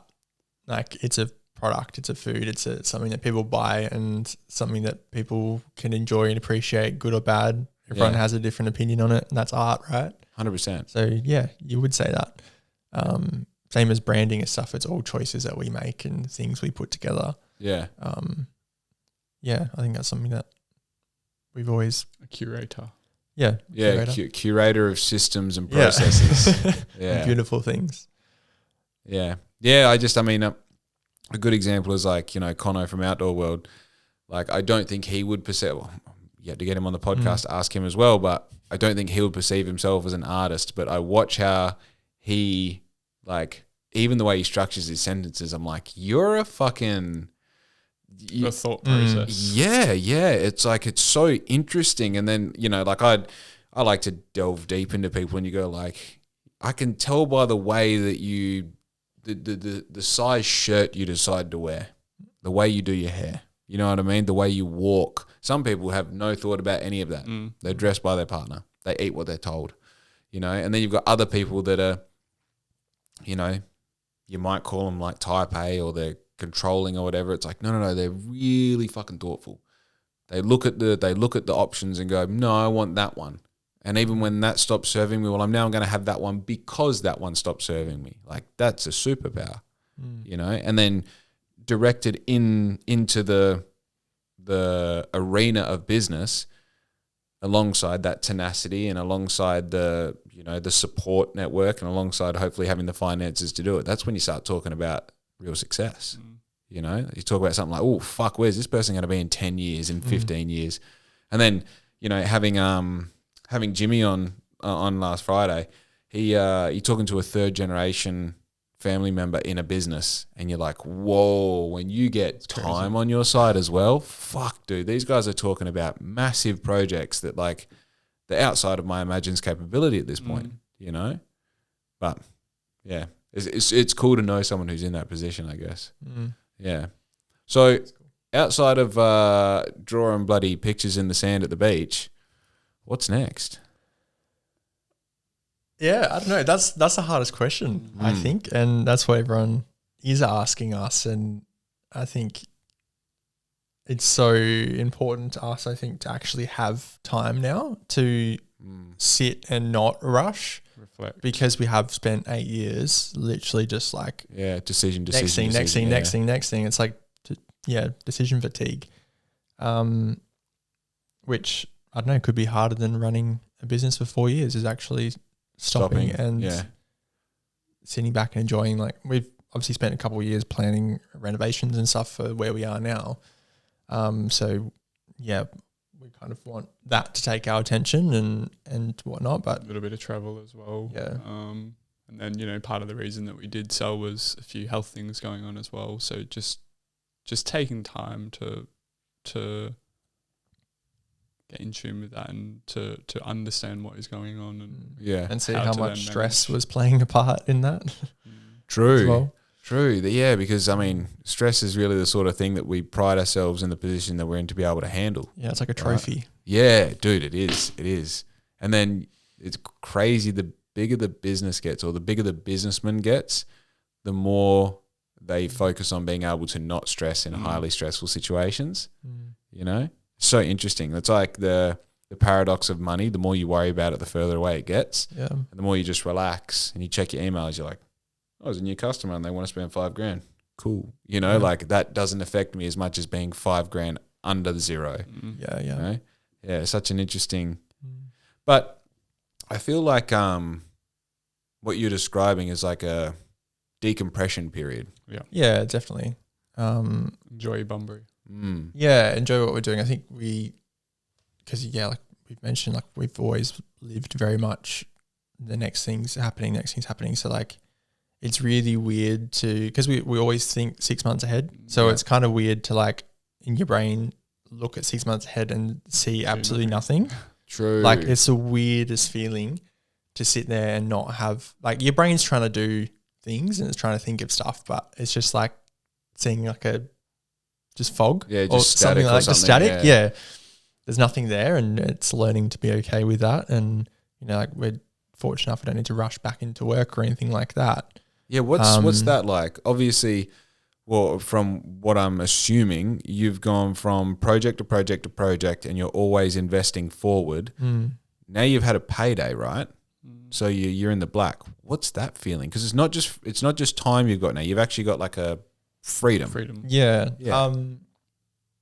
We're very grateful for that. I think, you know, or even looking back and going, like, how many cafe owners get that opportunity to walk away and it not be walking away with closed doors and end of leases. Yeah. Walking away with, like, okay, we're going to actually take the next year to enjoy each other, enjoy life. That's so crazy. Enjoy traveling. Cool. Yeah. I don't think, many people get an opportunity to do that so young and be able to have that time to like comfortably go, okay, we can take 12 months off and figure out what we want to do and not be, you know, you see a lot of business owners, and we've spoken to a lot in local area or whatnot, that you don't always get the opportunity to actually take that rest time and that decompression time and kind of figure out who you are now versus, because I think you kind of hold yourself as who you were when you started it as well, when you don't really get the time to sit back and realize the growth you have had. You recognize that you've had it, but to actually know who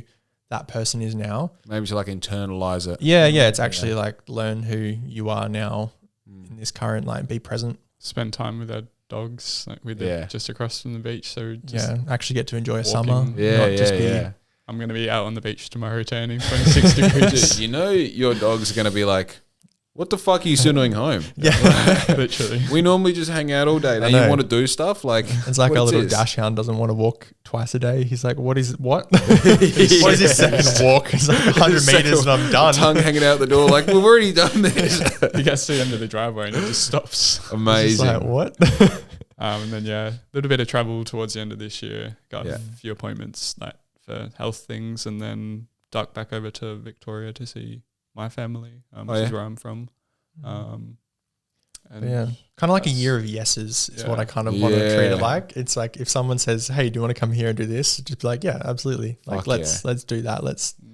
I guess the last 4 years has been very much trapped by, we can't go because we've got to be near the shop, or, it's going to be really busy this weekend, or it's a public holiday, we can't go away. Or we can do it in 4 weeks once we've got these cogs. Like, we'll just hold off on this, or, you know, if we want to go traveling, it's we'll go for a weekend, or we'll go for, you know, or maybe we go Monday to Friday because a weekend's really hard to go away because there's not as many people.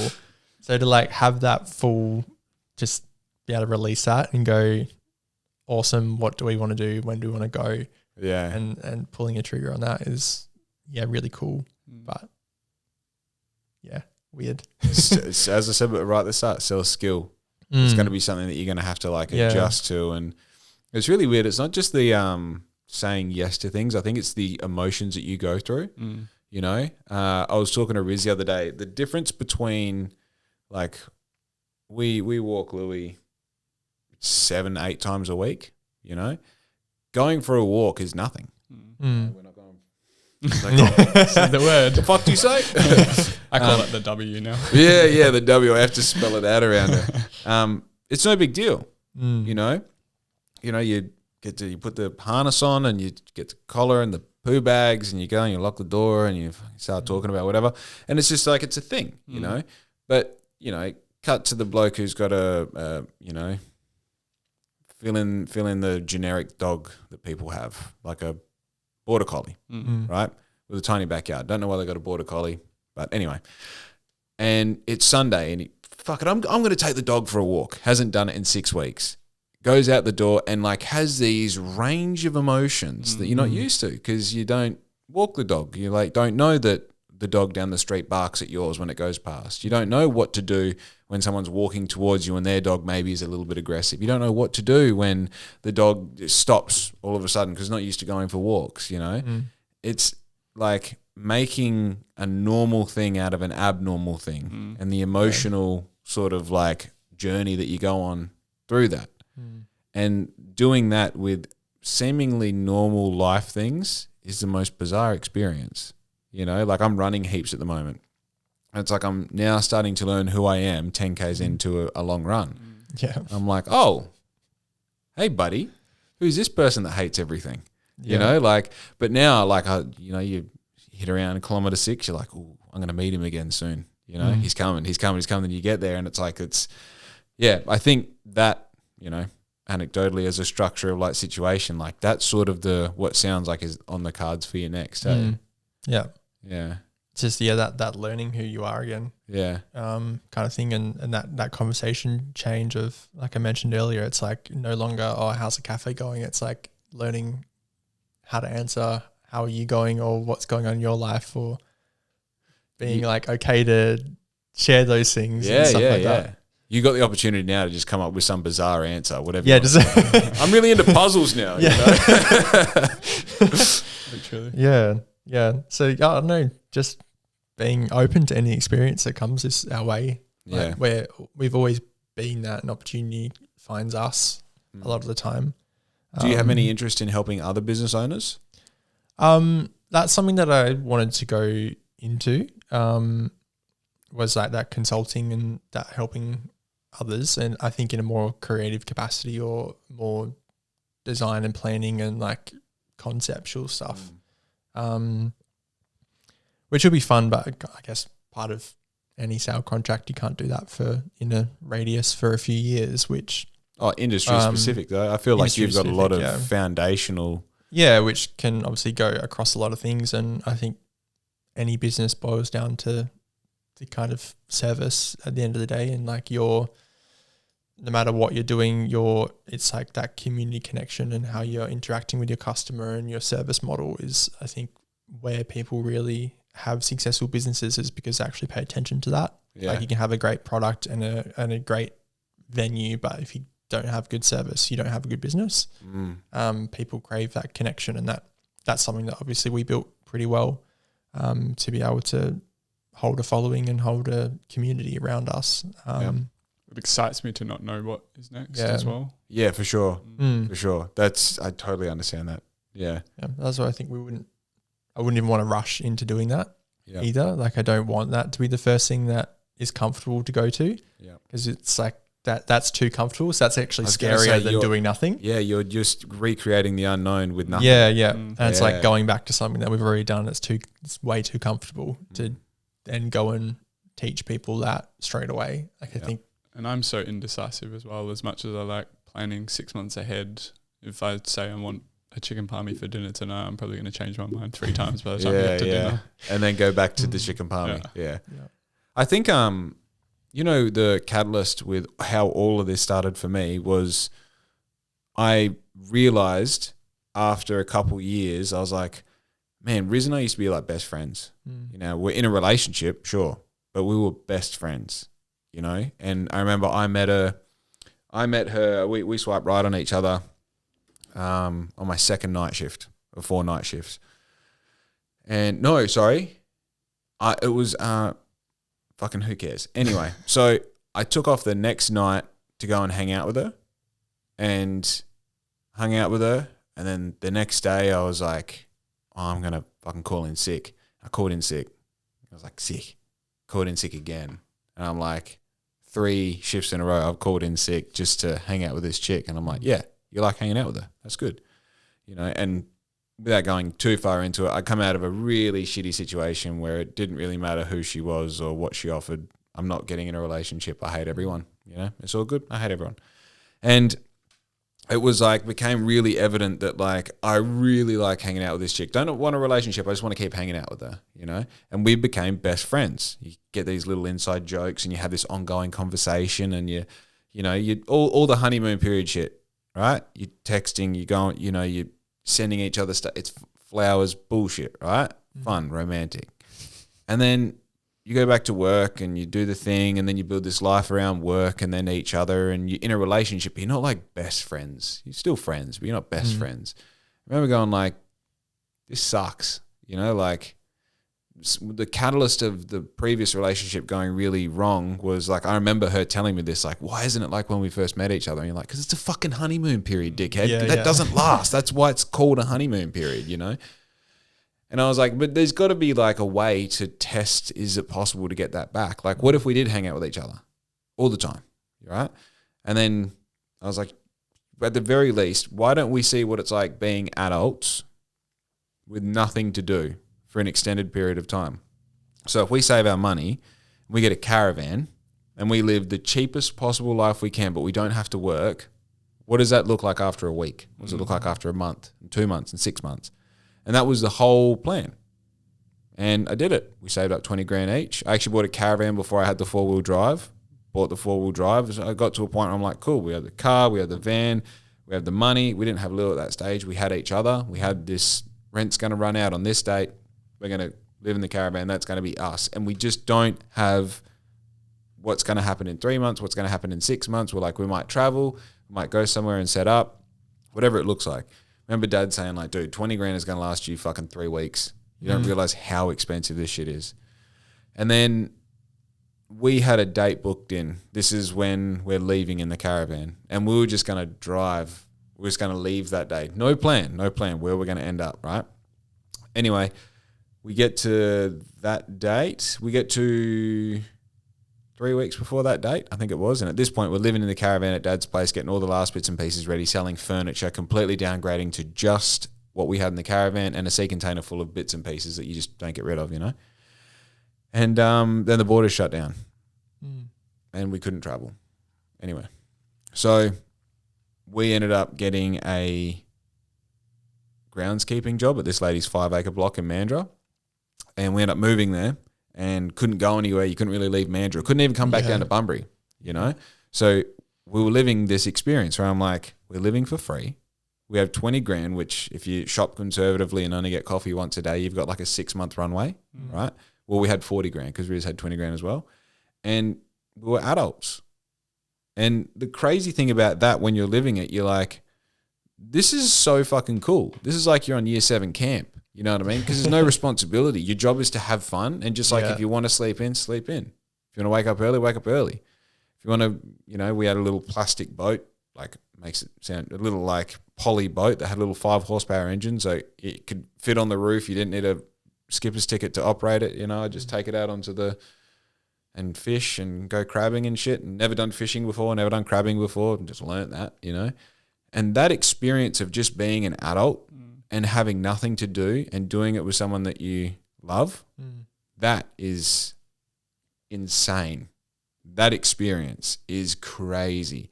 And the coolest part about it was I got my best friend back because you realize regardless of whether you're having a good or bad time, we pull the piss out of each other constantly. That's our love language, is teasing each other, you know? And all those jokes and laughing and the inside jokes and the little things that you get from having your little routine that you do together. And that's when I was like, oh, fuck, I can't go back to work. I can't have a normal job. I can't leave I can't. Literally. Because if I do that, I'll never get it back. I'll have to do all of this hard work again. And dude, it's fucking child's play figuring out business if it means I get to hang out with her compared to going back and living a normal life, you know? Yeah. And I think like you guys are just entering that now. Now you get to have all of that energy that was like external. You're with each other, but it was external. Yeah. You now that get to put the spotlight on each other and go like, oh, hey, I remember you. Yeah. You know? Yeah, which is really, grateful to actually have that opportunity now. I think it's like we've done so much discovery, so much learning and like growth. Like I was a kid 8 years ago. Yeah. You know, like now an adult and whatnot. And being able to like go, fuck it, we're going to buy a van and we're going to drive around Australia and we're going to just have that time and we're going to just forget about everything else. And I get sent vans every second day. You're a caravan. Like a camper van, something rather than like a trailer. So. What sort of camper van are we talking? I don't know. No? Are you thinking about something I can stand up in, but I'll know when I find it. Plot twist that you'll never find. No, I'm speaking from experience. Well, not crouch too low, maybe. Yeah. Well, are you thinking like Winnebago, or are you thinking like high ace van? Maybe like a Volkswagen Crafter.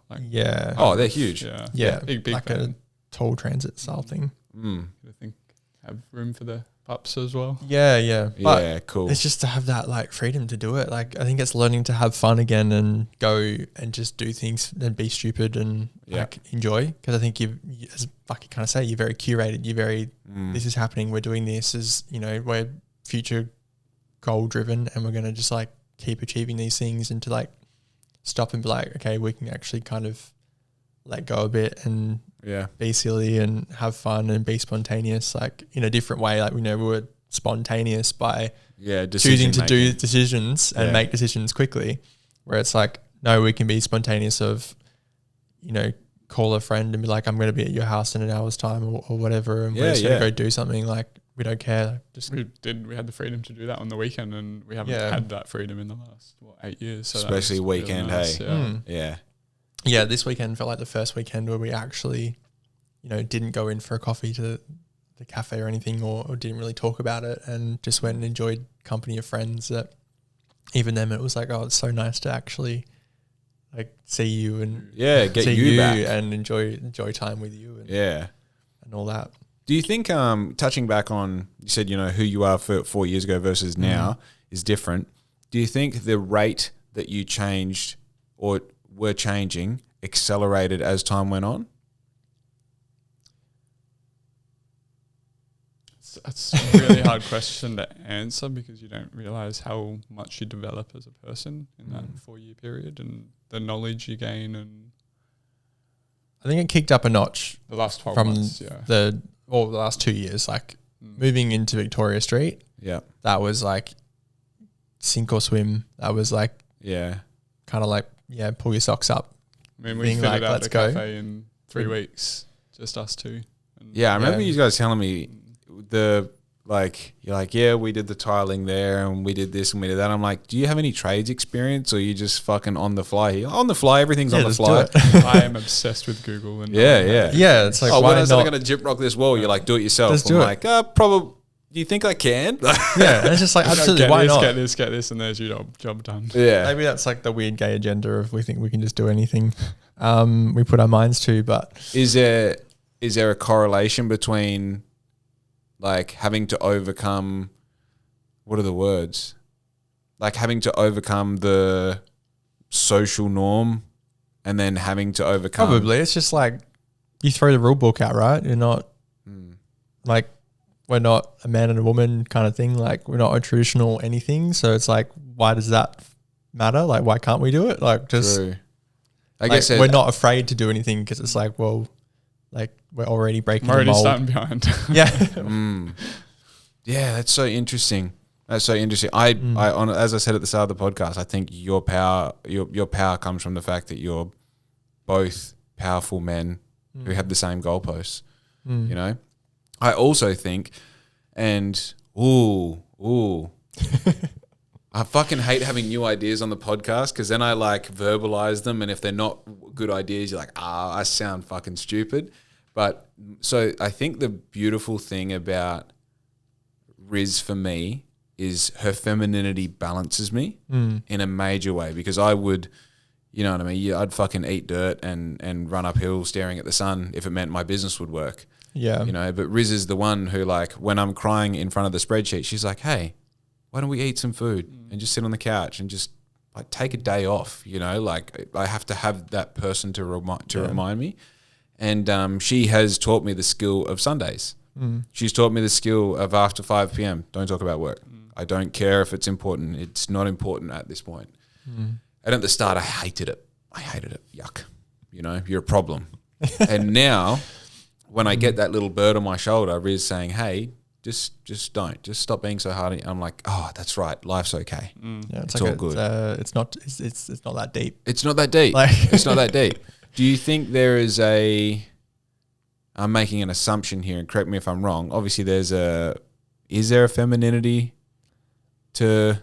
Yeah, I think that's why you were saying that was the thoughts that were going through my head. I think is that we've both got that part of ourselves that's like that slightly more like nurture kind of the feminine side. That, and you both have that aura about you as well. You're both very caring. You're both very like I feel like I'm sandpaper and you guys are like feathers. Yeah. You know what I mean? I'm sorry if this is offensive. No, not at all. Not meaning Absolutely to. not. Yeah, as I said, I'm exploring a totally new idea for me. No, it's so true. I think that's probably like that. What we grew up. Yeah, or that empathy that we have and we take to every like situation and every like opportunity that we have. Maybe that's why we have had so much success, because we do have that like approachability and that like I don't know, we level with everyone. We don't try and be better than anyone. We don't walk into a room with that like you do. You got to be able to like stop and listen and engage in what everyone has to offer and what they're doing. And I guess whether that's how we were brought up and raised, like I don't know, I have 3 sisters, so maybe it was something to be surrounded by that. But I mean, you're all brothers, really, or one sister. But interesting. How many brothers do you have? 5 brothers. No way. Youngest. 5 brothers, 1 sister. And you're the youngest out of everyone. Yeah, we're both the youngest. Maybe there's that. Hang on, this is a whole different dynamic. We had to figure things out. Yeah. And we have a big age gap between the like being the younger sibling too. There's probably that kind of. I don't know. There's definitely something more to having all sisters though. My best mate has got, I should know this, I think he's got 2 sisters. And Riz and I sort of placed this together the other day. Like his, I don't even know how to explain it. He's just like very knowledgeable on Disney movies. There's a lot to him where it's like when you piece together that he also has sisters, you're like, he was fucking indoctrinated. You know what I mean? He was forced to know how to paint nails. Like that's why he is the way he is. He's very knowledgeable immediately about what works with fashion. Something I wish I had. You know, like I take outfits to him. I'm like, should I wear this? He goes, "You're too tall. Don't never wear that." You know what I mean? It's too skinny. If you do this, okay, thank you. You know what I mean? Yeah. So I think there's like, maybe there's just a whole arm of that is just being surrounded by femininity that it's now an organic trait in you. Maybe. I don't know. But then obviously like having so many brothers completely disqualifies that idea. I don't know. Do you feel... I don't know, maybe because you're very logical and very methodical and process driven as well, which is like that probably more like male... Yeah. More masculine brain. And then I'm more the creative, empathetic, like you know how to disassociate and like not hold emotions to things and can like not too good at it, like really hone skill. Where I am more I think that's why like I guess the best example of what we're like is like the left and right side of the brain. Like true. Like I think that's why we work so well is because like I mean Corey's creative, but I'm the creative, empathetic side, and then Corey's like the logical, like interesting side of the brain. Who's a better communicator? Me. Yep.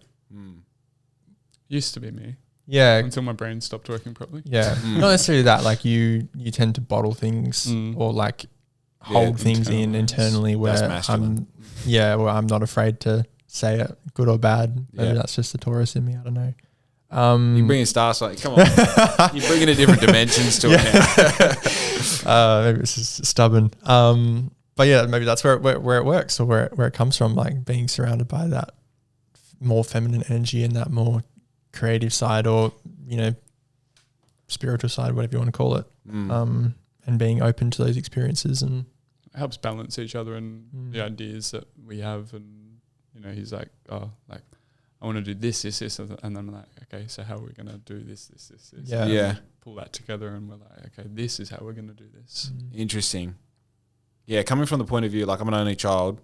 Yeah. And like Fuck. I used to say I had an interesting upbringing. Everyone's upbringing is interesting. Doesn't matter how you look at it, really. But yeah, being an only child, I'm forever fascinated about sibling psychology.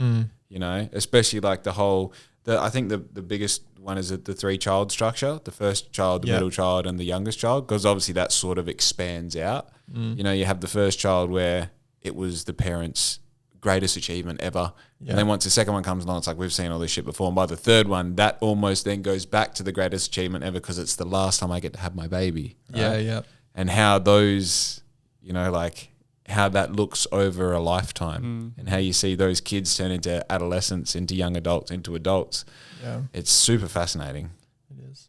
That's probably where I guess almost like my experience would be like the only child again, because there was like 6 years between me and my sister. I have a stepbrother in between, but it's like there's 3 years between the three of them, and then I'm like 6 years after the next. How old are your parents now? What's that? What are they? It's still quite young. 50, yeah.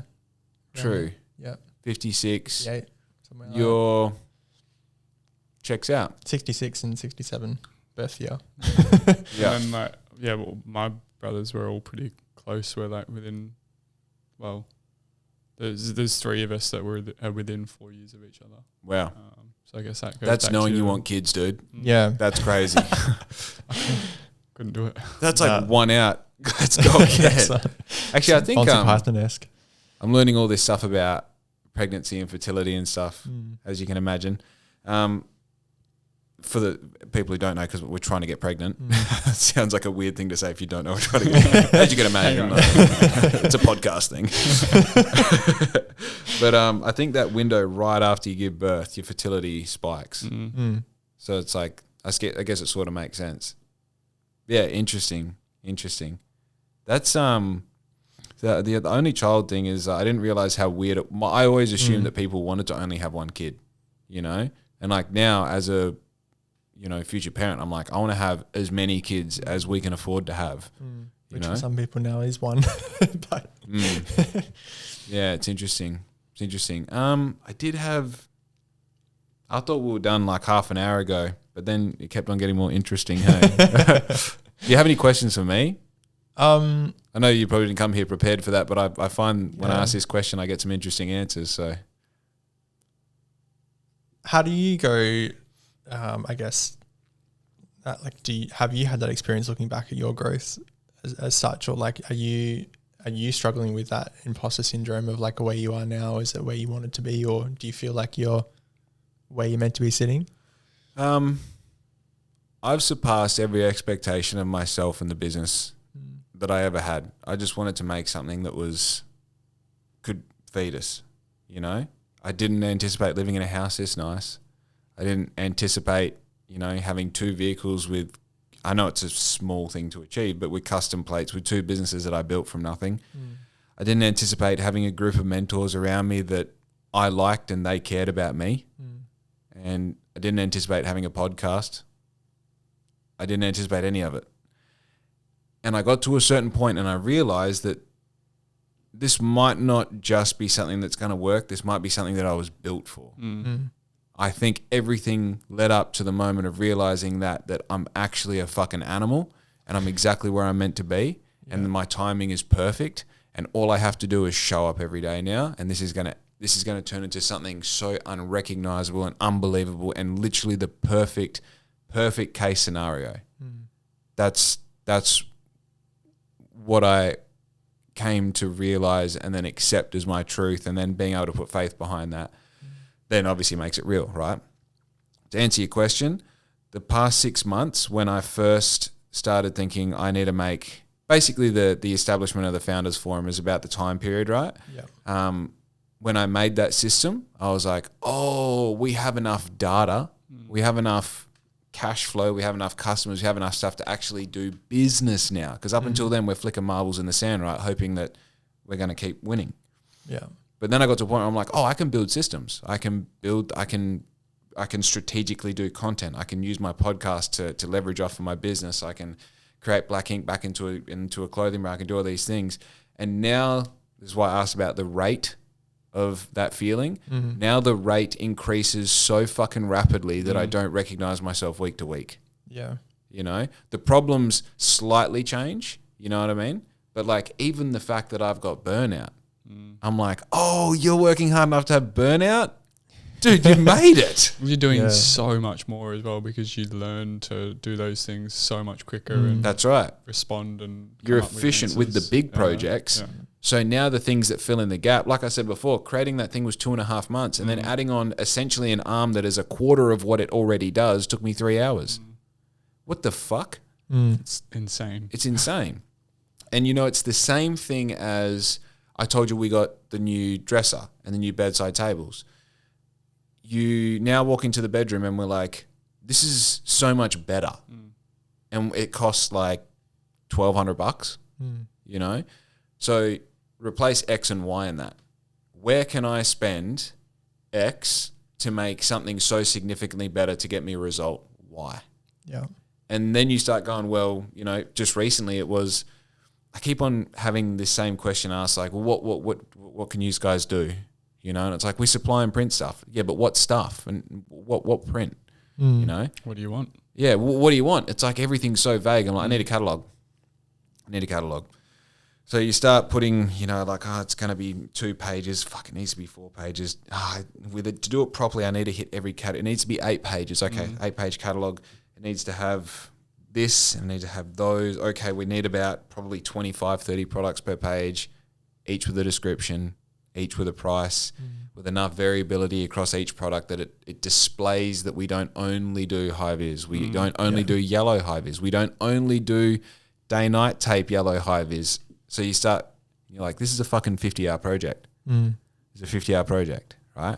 But if I do this, then I've got a foundation of a catalog and I can drag and drop that into postable content. And if I want to make just a catalog of high-vis and just a catalog of workwear and just a catalog of merch and just a catalog of pants, I can then use this to make those catalogs.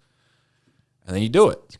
Crazy. You know? And then now, already, like I finished that last Monday, the amount of things that I have hinged off that is fucking exponential. You're know? already answering questions before someone asks. That's you a right. question. Yeah. That's right. And it's going to what you're saying before. It's you can have the best product in the best location, but if you have no service, it's worth nothing. If people don't know about it, it's worth nothing. So it's like I was saying before, I'm building all of these tools to build this beautiful structure that is the business. At the moment, my comprehension of who I am as a businessman, who I am as Outfitco, not as Jake, is the ability to build these tools in such an efficient manner and then without waiting for the right time, pull the trigger. Pull the trigger, test, you know? Like it's no good saying I need to make this ad because that'll convert perfectly and then I'm going to respond to, and then I'm going to put them into the process where they get this and this and this and this. Dude, fucking post anything because you don't know what works and what doesn't until you have some data. It's like when you see people post like the same video side by side and one gets no views, the other one gets 1 million views. What's that and about? It's like, what are you doing differently? It's just, It's got to put it out there. Yeah, I think to answer your question, like I always had this thing like, you know, chosen one mentality. I know it's an egotistical thing to say. I imagine when I was a kid running around playing soccer in Port Hedland that there should be a documentary team following me around because one day I'll be something. I fully believe that, you know. And now I literally have a camera following me around all the time, documenting the things that I'm saying because maybe I'll fucking be something. You know, maybe the recordings are the thing. I don't know.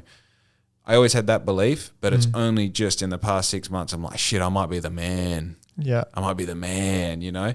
And then it goes to this thing of like, you have that thought, people perceive you as the man, or at least the man on his way, and then you can't make wages.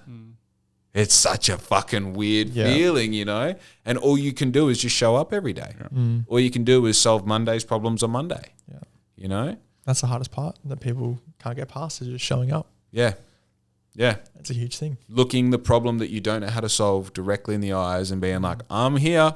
Yeah. I got my boots on. What are we doing today? Yeah. What, like the croissants? Talk to me about the croissants, you know? Literally. Yeah.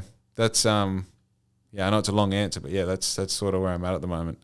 Yeah. And I'm really excited because I think that you can both agree the interesting part about this stage is you don't know what happens next ever. You never know what, like, which is really exciting. I think super exciting. like it's like that threshold to get to in a business. And I think even we had that experience probably 6 months ago with Little Spencer, even though we knew the sale that was our trajectory, but even around that time, it was like you could almost just, it's like the momentum that you've built is so great that you can like, it's almost like that wave has passed you and you can just feel it just like pushing forward. Yeah. And that's almost like where you're probably at in yours, is that what you've built is just become something so great that it's like almost this momentum could go without you kind of thing. Like could just push, and being able to like recognize that you're in that position where it's like so ready to just go further and like really explode, and you're probably almost at that spot now where it's like everything you've built. yeah. I keep going back to the, let's pretend big company X called and said, "Hey Jake, we heard about you. Such and such's son or daughter follows you and thinks you're cool. Hey, can you send us a bit about you?" And you go, "Oh, cool."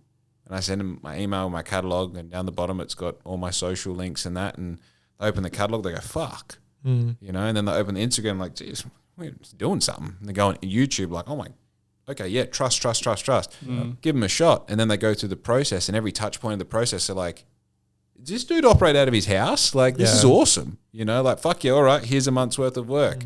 And then that is 50% of my annual turnover added on top of, just because you had everything prepared for when that opportunity does come. That winner mindset. It's like you don't live like what you need to do to get there. You live like you're already at that point. And then it's like working backwards. It like takes that pressure off of like trying to achieve. It's like, I am that already. Yeah. And everything else is going to fall into place and I'll get there. And that's why we always work 6 months ahead. Yeah. That, do you think, was that the case from the start? Like, obviously you talk about the vision. Were you embodying the vision? Always.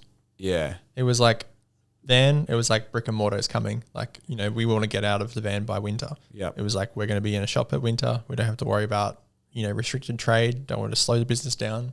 And then, I remember having a conversation with someone in Picton, and it was like, "Oh, what's next?" I was like, almost like world domination, mate. Like, I want to be in the center of town. Like, I want to be competing with the big dogs. Like, we're not here to just stay in this little spot and do nothing else. Like, this isn't the end game. Like, if you're thinking end game here, like, I don't want to know about it. Like, that's fascinating, dude. Because like, it's funny. I've joked about the world domination mindset as well. And you're like, I'll have each one of these Porsches one day. I'm not playing to hit that $100,000 ceiling and go like, cool.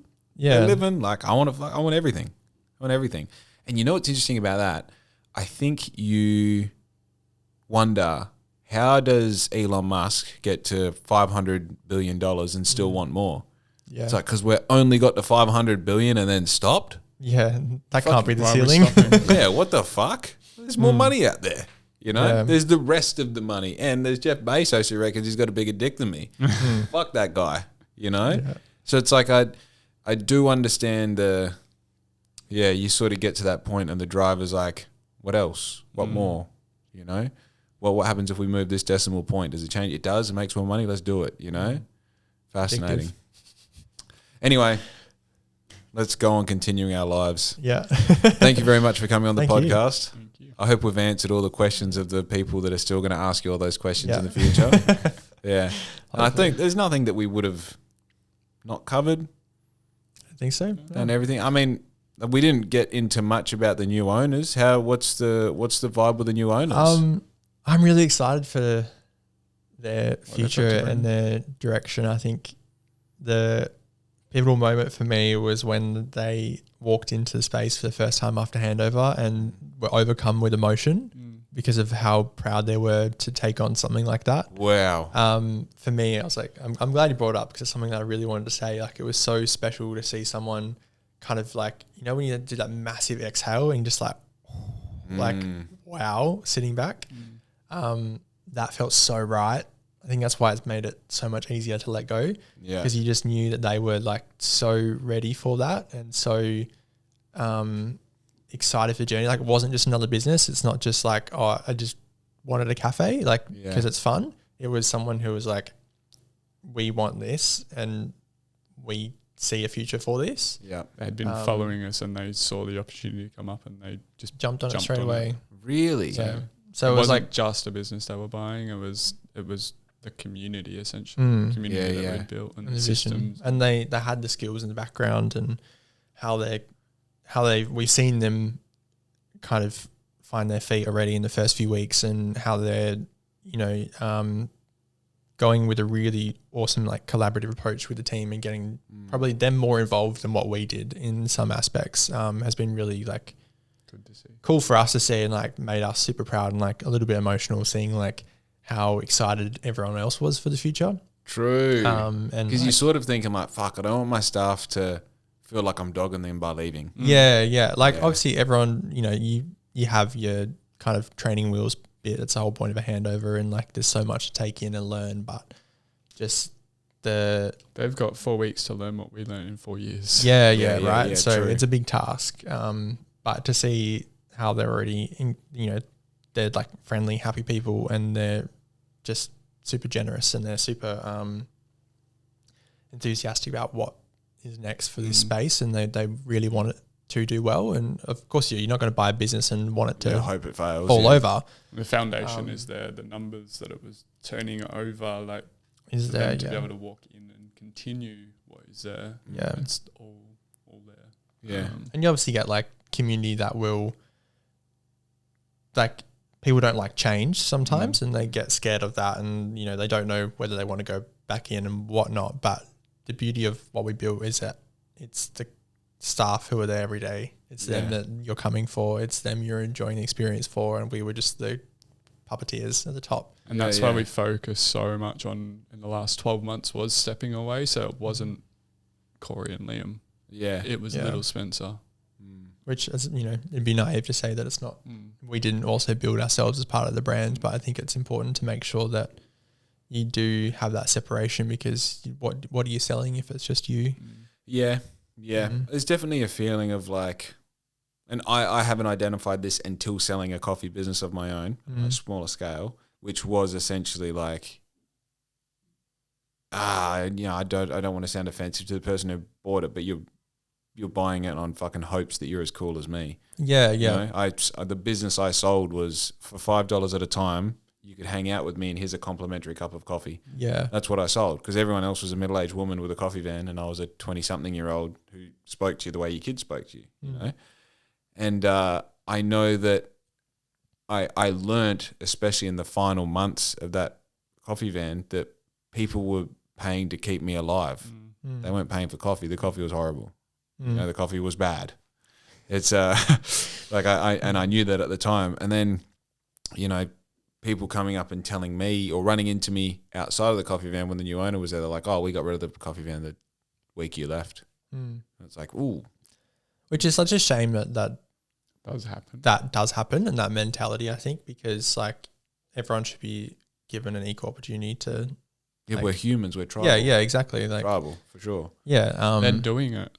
Support that. Yeah, and they're keeping something amazing going, where we obviously had to step away for our own reasons, but I think they will continue to do an incredible job, and the way they're managing the people is, some people do things better than you can, and I think they are doing a fantastic job at the start, and like Corey said, took us 4 years to get to where we are, so you can't expect perfection. Oh quickly. yeah, is anything ever perfect? We're always evolving and exactly, but wanting more. Super proud of what they're doing and where they're heading. I think it's really good to see, and we want somewhere amazing for our community still. So to be able to sit back now and actually look at it and appreciate it, and sit there and enjoy a coffee and not think about how that table's being cleaned this or table's cleared. dirty. This menu's not clear. But everything. the other week we actually sat there and was just like, kind of like, wow, look what we've done, and we actually now we have the privilege of being able to sit back and enjoy a coffee there and just look back at what had been built. Yeah, you get to experience the environment that you've just been busy building. Yeah, true. Where like you don't see it in that light when you're in it and you're involved. Like up until only last week, we did not see it in that same way. Like you're proud of what you built, but to actually sit there and immerse yourself in the environment and the not just try and perfect everything, and not just be looking at like how that person's being served, what if they're clearing those dockets quick enough or whatnot. You're not seeing those things as a business owner, and actually like seeing how a customer views you is really cool. You become the customer. You actually see what brought them to you and what continues to bring them to you. How long was the process between initial conversation and handing over the keys? As in like from the like listing it or before? Oh yeah, did you have it listed for a while before? 4 weeks it was listed for before it was under. So it went up just before our second birthday, like like mid-May, like 10th or something of May, it went up. So very quick process for a cafe, yeah, especially in a regional area. Yeah. They kind of said like 8 to 12 months if you're lucky. Wow. I know. I'm pretty sure Craig had his for sale for a hot minute. Yeah, it's definitely. I mean, it's like anything, is it? The longer a process, the longer a process takes, especially when you're talking about something like your business. Yeah. And I don't know about you, like I almost sold my coffee van a handful of times before it did sell, and every time he was like, "Fuck, please, just buy it." You know what I mean? I don't care if you want it for less. Stop putting me through this. I think we had a very different perspective. Like we didn't want to lose focus. I think a lot of people who make the decision to sell a business check out. They're out. Yeah. And they're out and they're done. Like obviously to a degree we kind of went, okay, we need to be realistic and not spend money where we don't need to and don't make silly decisions. And but focus on making at the same time we were like, no, we're honing in. Like we are not taking our finger off the pulse. Like we are like getting tighter on our costings and like how our team are performing and, who are we bringing in to improve how things are operating. And, we went to the lengths of they wanted to start wholesale pretty soon. So we went and we did the legwork and made sure they were set up for success and people were in and they were trained and that they had the absolute best team possible for when they hand over, that it's like it continues being successful. Yeah. Versus I think a lot of people would go, oh, I don't really care anymore. Like it's not my problem. I'm done. I've checked out. Like, see ya. Yeah. We still have the success of that business in the forefront for the whole process. It wasn't like we don't care what happens next to this. It was like it's got to continue being successful. When you think about it, it only benefits you. Yeah, exactly. It's still sell, you've got a good thing. If it does sell, you're like, it's an awesome thing. And we were fortunate. You touched on, you had a fair few offers on the coffee and things like that. We were very fortunate that it was the first offer that we received for it as well. And, we didn't really have any hiccups throughout the process of that becoming unconditional, which, I don't know, it's a very unique set of circumstances to happen, I think. Yeah. Oh, yeah, I don't know all the intricacies, but you would almost say best case scenario for the situation. It was. Things are meant to happen how they're meant to happen. Like, we're not going to, like... try and control that. Yeah. Everything comes your way that's meant to. Like, money comes and goes, but it kind of always comes back, or opportunity comes and goes. And Yeah. Yeah, I must admit, it sort of goes back to that timing thing, doesn't it? Like, how many things did you, especially like you're saying, friends going, you want to do this weekend, or, how many family things have you missed out on in Victoria because you can't fucking be there? And now it's like, put the business up for sale, 4 weeks later, offer, 3 months later, sold. Yeah. Huge. Happened, wild. Yeah. I feel like that's why we've gotten to now where we're done and we're like, well, fuck, what do we do? Yeah. Get into puzzles. Right, gentlemen, thank you very much. Thank you. Yeah, enjoy your time, enjoy the beach, and I'll get you back on another 2 years. Sounds absolutely good. Beautiful. All right. What we have in store then. Be good to your mum because we're out.